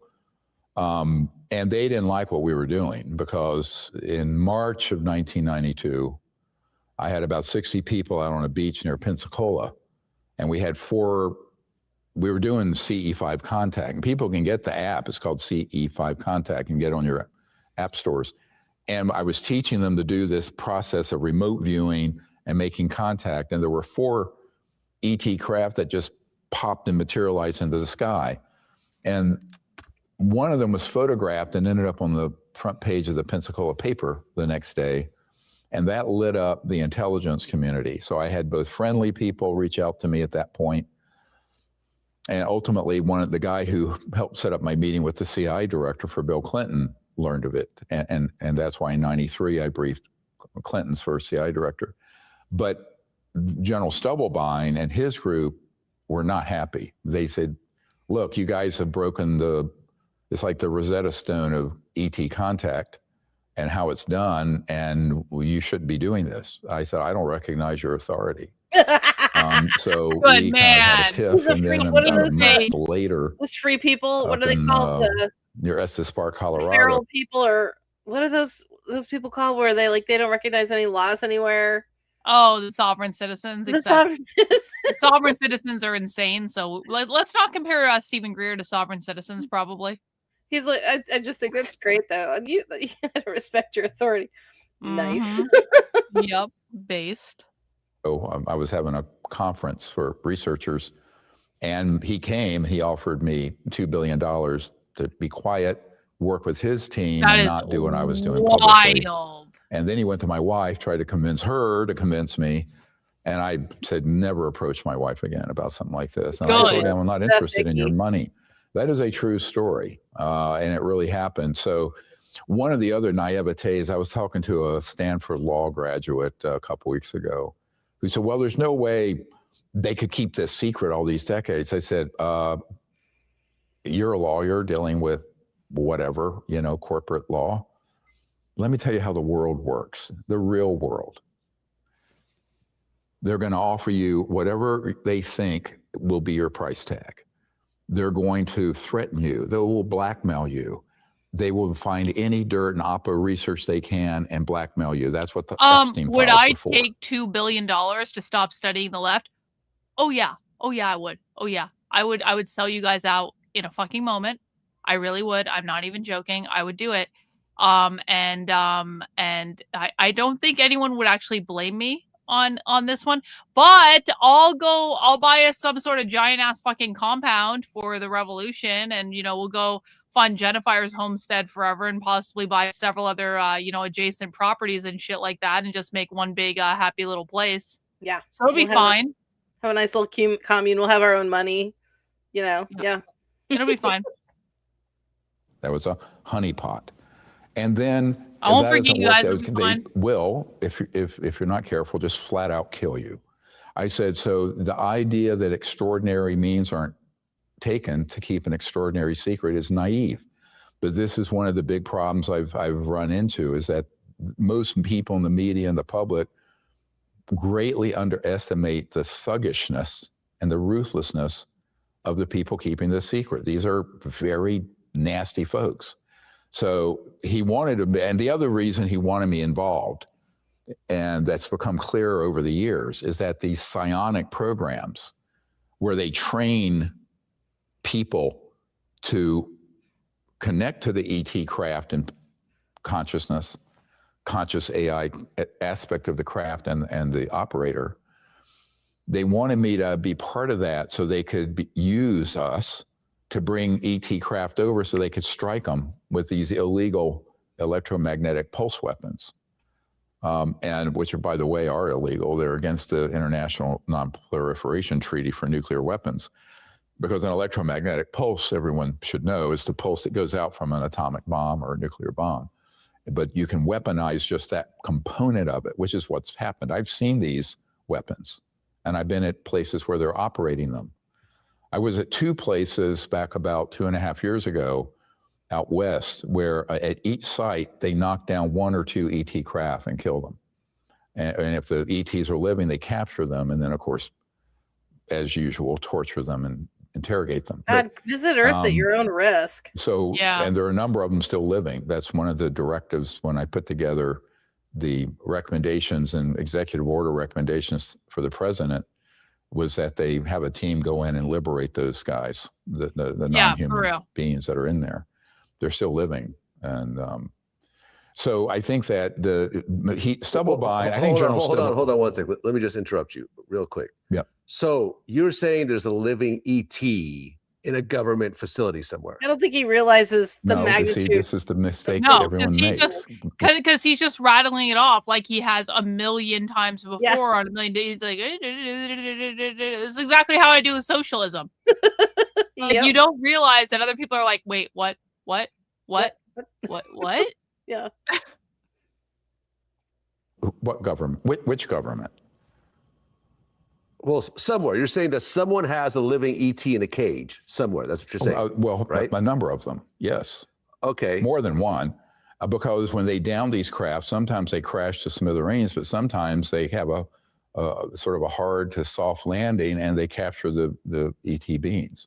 So the operators, the Delta Force guys and the contractors who are at some of these sites have told me that they have those in their custody, but they're in underground facilities, which is horrible. But okay, so what do these ETs eat? How do you sustain their life?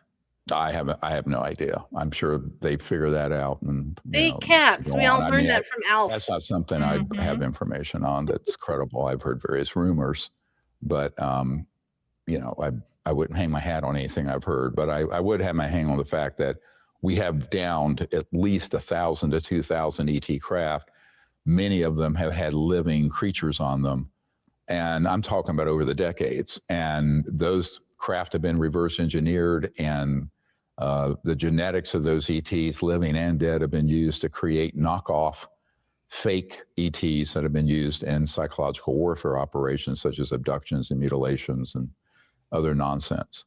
The other problem that's come to the attention, that we brought to the attention of law enforcement, there's a huge program using man-made UFOs, triangular ones, octagonal ones, others, in human trafficking and child trafficking. So they're used in rather gruesome criminal enterprises. And this is known by extremely senior people in the administration and in law enforcement. That's all I'm going to say. So, I think part of the problem with this issue is that and actually both Congressmen Burchett and Burleson recently said they've been at meetings and learned things that would tilt the world upside down and it would upset everybody. I said, yeah, it would. And so one of the I make a joke, sort of semi-joke, about what I call disclosure PTSD. You drill down on this and you start pulling the curtain back and you begin to see what horrific things the people of the mindset of Dr. Mengele with Adolf Hitler are doing, but with much better technologies, much more advanced technologies. And so this gets into a real problem. How much do you tell the public? How much do you hide? How much do you cover up these misdeeds and just let them go away? Unfortunately, there's a big push around the president to prevent him from disclosing the man-made technologies we have, which he now knows we have, all right? Because those can be used in clandestine operations and be classified. But my argument is that if you have used these technologies for decades in criminal operations against innocent civilians, both in the United States and abroad, you have forfeited the ability to keep that secret. You have given up that right. So the public needs to know the truth about this. Now, are they given the schematics of how the things run? No. You and I can't go down to Ace Hardware store or Home Depot and buy a nuclear bomb or a nuclear trigger or a component.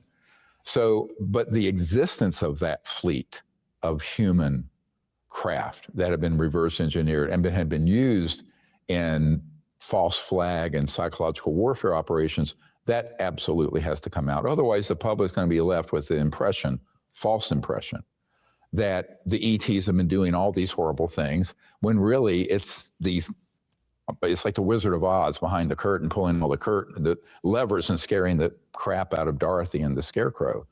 No, this has to get revealed, because otherwise people are going to think there's 60 years of atrocious things aliens have been doing to us, which is also false. So I think that, disclosure is a very tricky business. If this comes out incorrectly, it will be catastrophic for our civilization and will lead to interplanetary war, which is an extinction event for humans. No big deal. If it comes out no properly, big deal. truthfully, No pressure. then it's a new civilization. Okay, It'll probably Karlyn. Get rid of oil, gas. It'll probably be fine. What? I'm pretty sure that we all need to pool our money. We need to crowdfund a big piece of land that we can start building the compound on. I'm thinking that we need to make this happen now. Yeah, I think that's probably a good idea. Well, let's get you in a mediumship school, Jennifer, and then once we get you, and we are going to be crowdfunding Jennifer's mediumship training. By the way, it's going to cost about $3,000. Everyone needs to chip in. I will be chipping in. We are going to create our own channel medium, and we are going to send Jennifer to mediumship school, and then she is going to come back and be our exclusive medium to channel the dead so that we can ask them questions about stuff. And by dead, Karlyn means Hitler. I mean, there are many dead people I would like to talk to be quite frank, Jennifer. There are many, many dead people that I would like to have a conversation with. You can also channel aliens, probably. You could channel all the aliens, and they can come and talk to us. And I really feel like this is going to be a return on investment for the channel, if I'm being honest about it. I think so, too. I think, well, because that kind of stuff's really hot, and it's another way of people finding you. And I personally would love the education, so I'm good for doing some slave labor for you for a while to make up for it. Wait. Some psychotic blonde girl on Twitter is doing a Twitter space about me called Karlyn Jew. Is it this Karlyn, or there's more than one? No.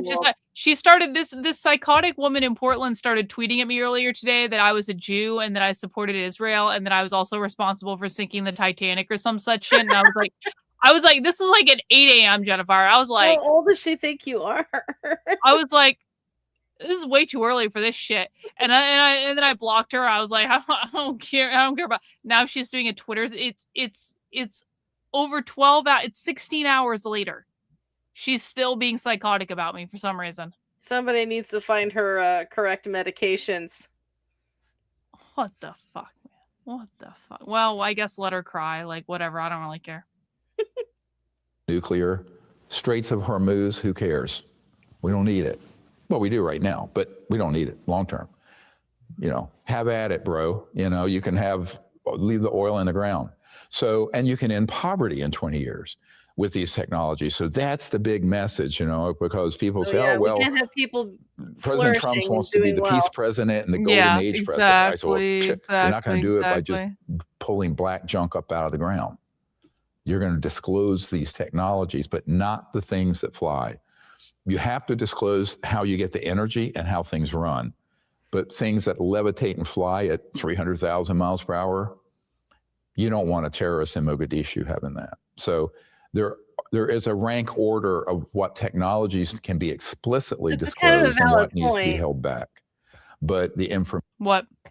That he's talking about, like, you don't want a terrorist in Mogadishu having, levitation technology. And I'm like, fair. But this is why we need the aliens here to, like, be like the playground attendants, But the one thing that I think I would be careful about is alien fascism now, because now they're gonna come down and they're gonna be like, what are you doing? What are you doing? And they're just gonna appear and they're gonna put everybody in line. I honestly, I don't know if I hate that though.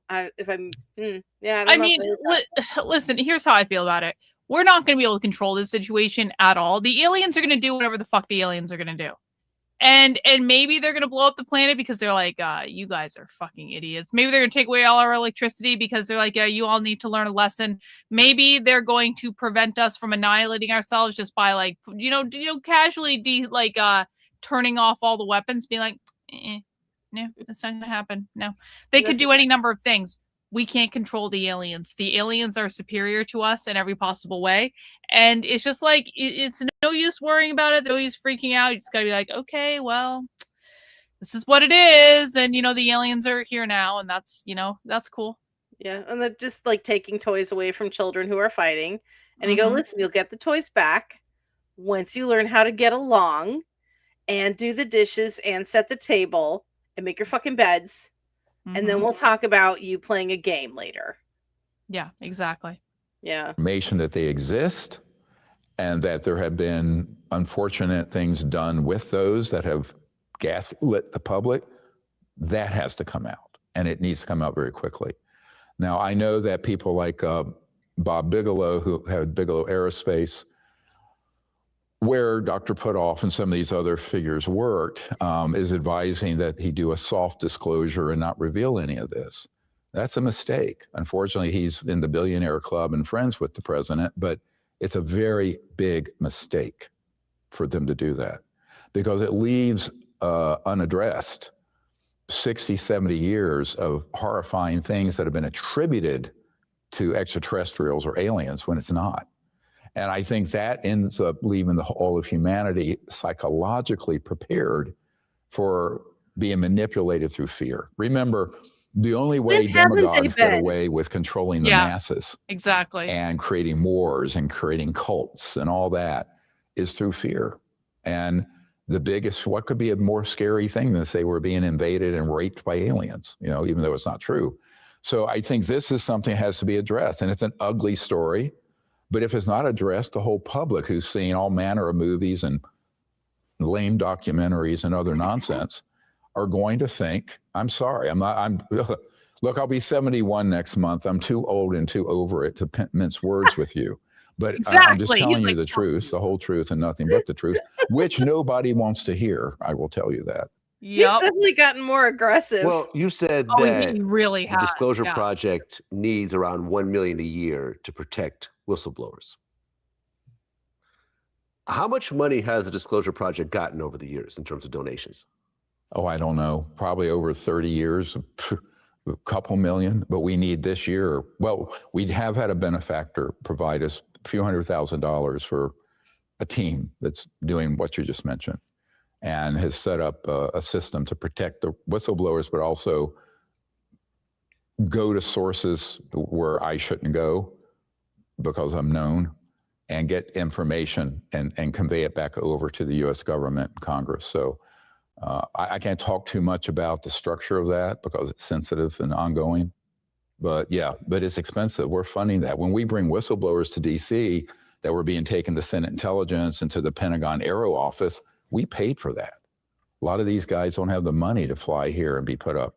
So our expenses are huge with this. And we only have one staff member, you know. So it's me, my wife, one staff member, and then like a 15-hour-a-week person, but we're doing this all this work with very little staff and funding. But the people that are in the field, they're sort of senior operators in the military, but they have families and they have young kids, so they have to be supported, and so we have to pay for that. So that's what we're doing, and I think that the public needs to understand that and help us, you know, because we're not the Ford Foundation or something. Now, I'm sure if I claimed I was by a gang of aliens, I would probably get $10 million. Like Gary Nolan at Stanford got his $3.5 million after he defrauded the public about that Atacama humanoid, that little skeleton thing. Tell the lie that this organization wants you to tell, you'll get rich. Well, last question. Yep. You said that a while back you had a meeting at the Wrigley Mansion, and this is the Wrigley chewing gum family. You're right, yep. So what happened there exactly?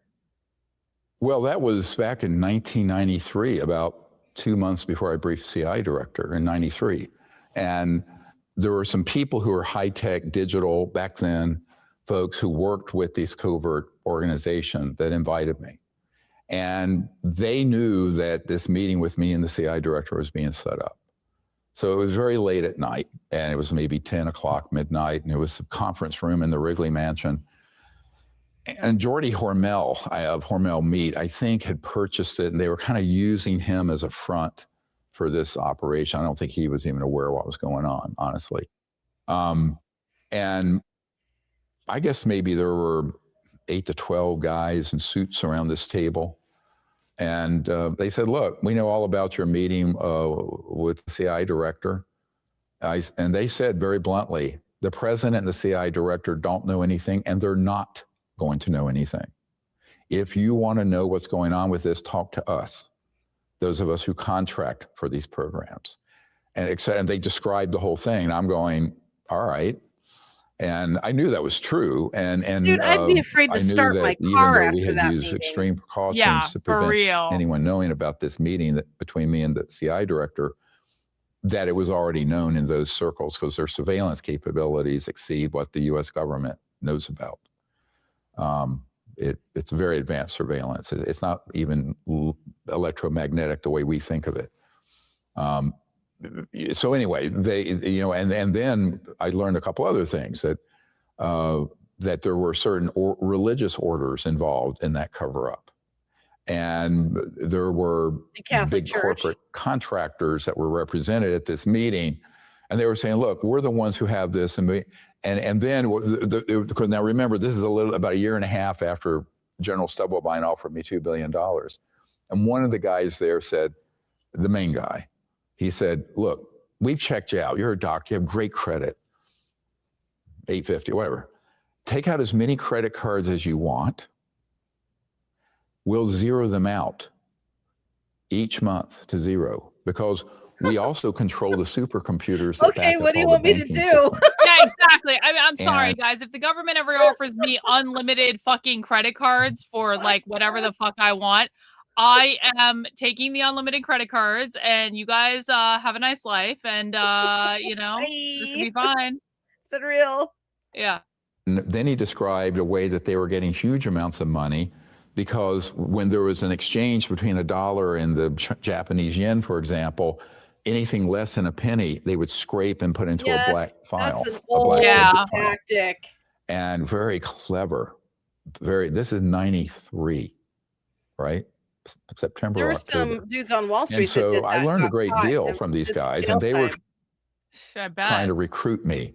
So when General Stubblebine's recruiting effort failed, then he did all kinds of defaming things. And, you know, it's like what you've heard recently. I'm a Russian spy. I'm a Mossad spy. I head up a pedophile cult. I mean, everything you can imagine has been thrown at me over the last 30 years. And I told these guys, I said, look, I'm not going to do anything like that. Plus, you're going to own me, aren't you? And he goes, oh, no, we're just wanting to help you out, man. I said, yeah, right. Yeah. You're not trying to help anyone. You're trying to control what we're going to do.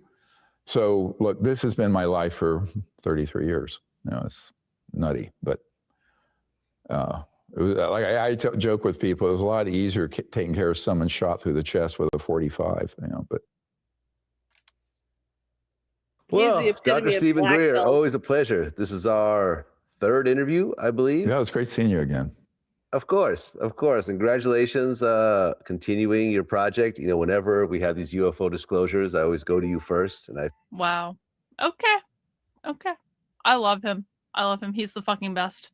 Wow. He's the best. He needs to be protected at all costs, is how I feel about Stephen Greer. Wow. I think, though, you know, he made kind of a good point there at the end about why you shouldn't take the unlimited credit cards or the $2 billion. And it has to do with being owned by the government. Like, I think that would be completely unfun. Yeah, I mean, it would be, but also you'd have $2 billion, and maybe it's okay to just, you know, go away into the woods for the rest of your life and, you know, buy whatever shit you want. And you have to, like, answer to every little knock on your door and beck and call and all the things and stuff. And you have to now jump when they say jump, you know. I don't know. That's a toughie. That's a toughie. But I've already got the money at that point. True. You know, I understand the argument, and God bless him for not going along with it, honestly. But that's a fuck ton of money. Yeah, what the government giveth, the government can taketh away too. Yeah, I guess so. I guess that's true. Well, that went really quick, actually. I really enjoyed that, Jennifer. You got any closing thoughts? I think that is the epitome of the black pill. Like, he has defined the black pill. No, not million. Billion with a B. Billion. Mm-hmm. It's an important distinction, actually. Yeah. It's a fuck ton of money. I don't know I think I hadn't thought about the responsibility of the order of disclosure. I just want the aliens to come down and go, okay, everybody, sit down. Sit down. Me too. Grab a scotch. Calm the fuck down. We're gonna have a talk. The adults are here now. You know, but I don't think that's not what we're gonna get. I mean, everything is seemingly needlessly complicated. So I don't know how this is gonna wax out, but I'm hoping it's something that brings us together. I know a lot of people have thought that if we had something bigger than ourselves, it brings us together. That's why people say you need to believe in God, because when you believe in a force larger than yourself, you have humility, and then you have community, because they all people like minds, blah, blah, blah. But I don't know. There's too many primitive people. When I think about it, and we think about like Americans and Europeans and Asians getting this kind of disclosure, but there are people living very, very, very primitively still in the world. When you think of much of sub-Saharan Africa and people in also tribal life in that South America probably would never even know about it, but who cares? They wouldn't care, so good for them. But when you think about how would these minds deal with it, and I think that's just an interesting thing. But they'll deal with it like they did before. Aliens came down to primitive man before, and they did just fucking fine. They developed a whole bunch of hoopy weird ass religions and rituals and dances and masks and shit, but they did okay. Nobody's generationally traumatized, you know. They should just rip the fucking Band-Aid off, as far as I'm concerned. But like, they're not gonna do that, and like whatever. I mean, like eventually. I mean, like, listen, if the aliens really get sick and tired of waiting around, they'll just show themselves. I would think. Be like, okay, well, we gave you guys a chance to do it, and you dawdled and procrastinated and fucked it up, and so our turn. I just think it would be really fun if they came down with like, yes, every single government person is a pedophile and Epstein is still alive, and all of the people that you love and admire don't meet your heroes because they all suck. They're all lying, cheating, gross people. And also every single church has lied to you about everything since the dawn of time. And let's see what else. Here, perpetual energy is true. Here's that. Go have free energy. And, you know, just here's levitation. I mean, it would just be hilarious. And then watch the earth just. Probably true. I'm going to laugh as I feed my chickens and collect my eggs and grow my tomatoes and write my books. And I'm just going to laugh. This is why we need the $2 billion, Jennifer. This is why we need the $2 billion. It's like, okay, well, fuck you guys. See ya. Yep, we're out. All right. Well, I thought that was pretty fun. Jennifer, do you have anything else you want to add before we wrap up the show? I do. It's funny because when we finished, oops, I just opened the wrong thing.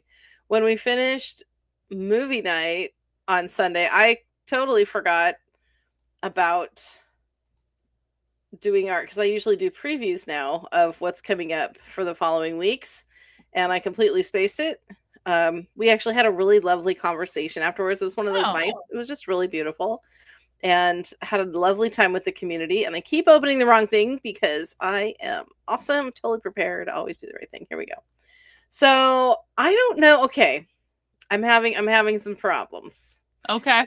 First of all, I'm going to announce Mac B's Monday movie night before I talk about my movie night stuff. So we're in June now, Gemini June. So he did Misery last night and he's going to be doing The Mist. Which one, Matt? That is a great fucking movie. Yeah, but which one? The new one or the old one? I love the new one. I love the new. It's got half the cast of Walking Dead in it. Amazing. Yeah. I loved it. The ending was just The Mist is traumatizing at the end. It is trauma. No one give it away. It is traumatizing at the end. But I fucking love that shit. I fucking love when I don't know if you've read a book I wrote called The Communist Manifesto, a Revolutionary Fairy Tale. And the one that I helped advise on and have yes, you did. Yeah. That was Jennifer.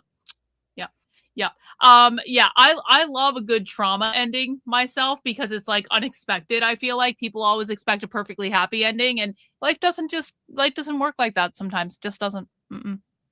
No, timing is everything. And sometimes, and it just goes to show you when you force things, you're just going to fuck it up. You're going to fuck it up. So anyway, yeah, he's got The Mist lined up for next Monday. Now, as far as my movie night on Sunday, I was planning on doing, the theme for this month was Blockbuster June. And I have, why do I have 5 movies? Are there 5 Sundays in June also? Wait a minute. Let me look at a calendar. I have 5 movies. That just is 1, 2, 3, 4. No, there's only 4. It's only 4. Okay, no, hang on. 1, 2, 3. Yes, 4. My calendar won't open. It wants me to update Outlook so it can go suck a bag of dicks. So 4. All right. So I probably had one like, well, maybe I'll put up a poll or something. I don't know. So I have these blockbusters, and all of them are going to have a butt shit ton of trivia. Now, as you know, I am editing a very large book right now, which I'm not sure I can meet my deadline, and I'm really scared right now. But I don't know if I have time to do all this trivia, so now I'm reconsidering what to do for June. But I had these plans, and I'm like, but I can change things to like easier movies. But as it stands, I could. As it stands, I've got Pirates of the Caribbean, The Terminator, The Matrix, and Jaws. Use AI to help you. Use AI to help you do the trivia. Say, AI, can you give me trivia for this movie and break it down by the first quarter, the second quarter, the third quarter, and the fourth quarter of the movie? And only the very best trivia? You don't need to cover all the trivia that exists on every single movie, Jennifer. You really don't. And you can even take the IMDb list and plop it into AI and be like, can you organize the IMDb trivia list for me? So the last time I have a ChatGPT account, and the last time I tried using it, it kept asking me to log in. Okay. And I'm like, maybe it was just having a glitch, and maybe you should try again. log in. It's happened a couple times. Like, it won't work with me. It's like, you need to log in. I'm like, I am logged in. I logged in to ask you the question. Oh, well, your plan is too limited. And I'm like, it's a free plan. I have so much data every day that I can use. And it would not talk to me. ChatGPT knows that I am onto it, and I'm not a total fan of AI, even though I think it's a magnificent tool. Okay, then go find another AI. All right. There are plenty of them out there, and use that. True. That's true. That is true. So either that or somebody can volunteer to do trivia for me. I need a minion. But they're great movies. I love the idea of Blockbuster June, because this is the Blockbuster month. June and July are the Blockbuster months. And July, I always do kind of patriotically themed movies, and it's the 250th birthday of America. So like I'm definitely going to be doing some patriotic stuff this July, but I don't know. I'll figure it out. I'm having a hard time scheduling my life and like finding how to fit everything in, because it seems like every single day we have something to deal with. We got our window replaced. Remember I told you the lawnmower kicked its toe up, and so we got the window replaced today. And then Progressive showed up on the same day, and it was, I gotta tell you guys, I cannot, no plugging here, but I can't sing Progressive's freaking praises enough. They were so easy to work with. Their rep was the nicest guy. We had just the smoothest experience. I got paid today. Awesome. Like, they are fantastic. And just things, but it takes time. Everything takes time, and I keep running out of time. It's like, when am I gonna have time to do this, that, and the other thing? So I'm starting to go, I have to think about my days differently, and the adjustment is, there's a learning curve. So we'll get there. But anyway, those are the announcements for now. Yeah. Cool. But what do you got coming up? What's coming up with you? I'm just I'm playing it by ear right now. Basically, that's it. I'm playing it by ear, seeing what happens with protest coverage and all that stuff. So we're just like flying by the seat of our pants over here. Right on. Good for you. All right. Alrighty. Well, that's all the show we got for tonight, guys. We do this every Tuesday night at 9 p.m. Join us next week, and I will be back tomorrow at 3 p.m. a little early. And that's it, guys. Take care. We'll see you soon.